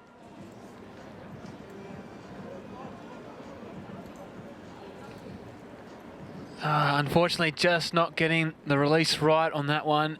And that will be a foul as it's outside of the sector.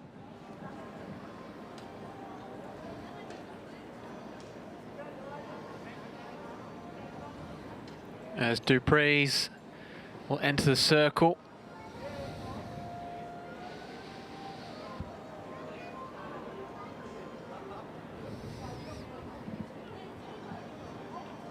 So what has Dupree's got here on his 4th and final throw? Quick through the circle once again.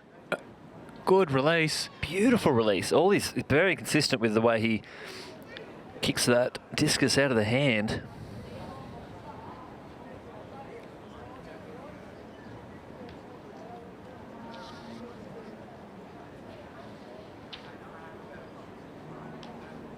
As Malachi Canning is back in. Steps it out.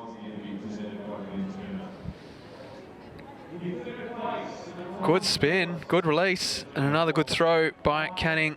Worked his way right across that circle beautifully. He'll be pretty happy with that one.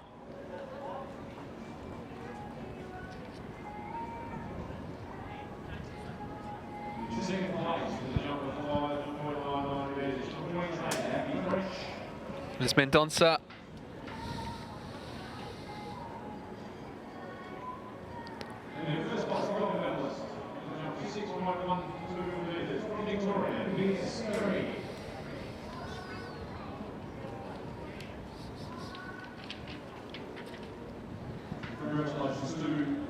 So that was fairly consistent with his throws this morning.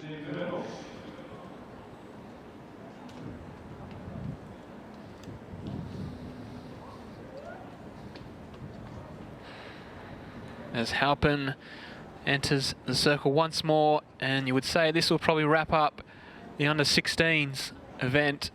Yep, all the stuff that I thought that was happening earlier, now is happening now.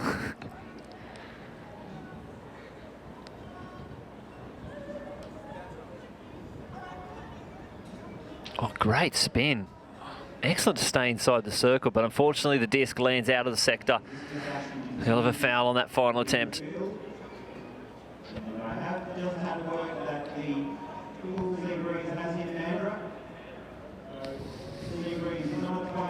Jackson Hamilton now into the circle.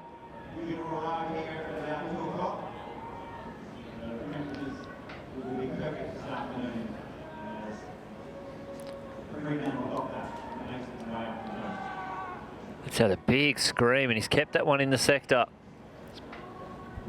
Probably not as far as his previous attempts. His previous one went a lot closer to that, that flag. I was using that too, yeah. But again, it's been a big morning. First event, last event for Jackson Hamilton, WA. I'm sure we'll see him in some shot put later on through the competition. Not too sure how his hammer throw or javelin goes, but I know he does enjoy a shot and disc. Damien Brown straight into his throw, no messing about. She's just probably rushing through that technique. And then we'll go to Cameron Murray. And possibly this time they will wrap up the competition.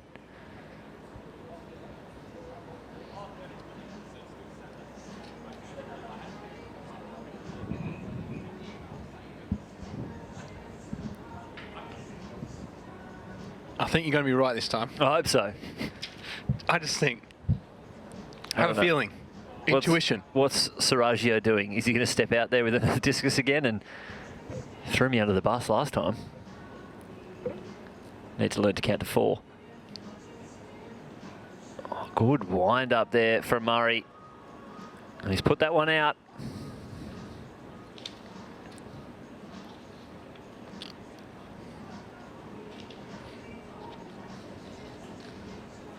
Nope, Seragio staying under the tent, shaking the hands of his fellow competitors. And that will conclude our events this morning, which is the afternoon for us. It's interesting saying it. I don't know what's going on. And as we said earlier in the program, there were some events that changed their times. We have to shift them around due to the weather and the heat. There were some events that couldn't take place just because it is too hot out there. And Athletics Australia made the right decision to shift those events back to later this afternoon and into the evening. And we will see those a bit later. Yeah, 4:50 p.m. Perth time is when the first event kicks off. That is the under-18 girls steeplechase. And then we'll go through a lot of the field events that have been moved across. That is 7:50 p.m.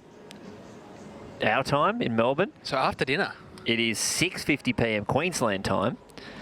I never know what time it is in Adelaide. It always throws me. Half an hour back. Do they do daylight savings? Oh, I'm not confident on calling that. Again, no idea. Let's go with yes. Yes? So Let's what's go with that? yes. I'm just going to go with yes. So half an hour back. So it's 2.5 hours. So yes, it is, because sometimes they're in front of Queensland. Yes, they switch halfer.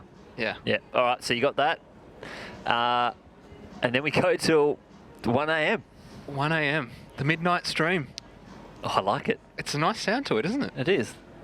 Midnight stream. We'll definitely have some sort of celebration at midnight. Oh. For the first time ever. Yeah, when we tick over to the 24:00. But it has been fantastic this morning having you with us. I hope you have enjoyed all the events that have been on offer. We've had some fantastic racing on the track, some brilliant performances out in the field also, and we will see you later this afternoon for the second half of first day of the 2019 Australian All Schools Championships. This year, Athletics Australia have moved the event program to the digital platform in an effort to support a sustainable future for our planet. To access the program on your PCs or mobile devices, simply head to www.athletics.com.au/event program.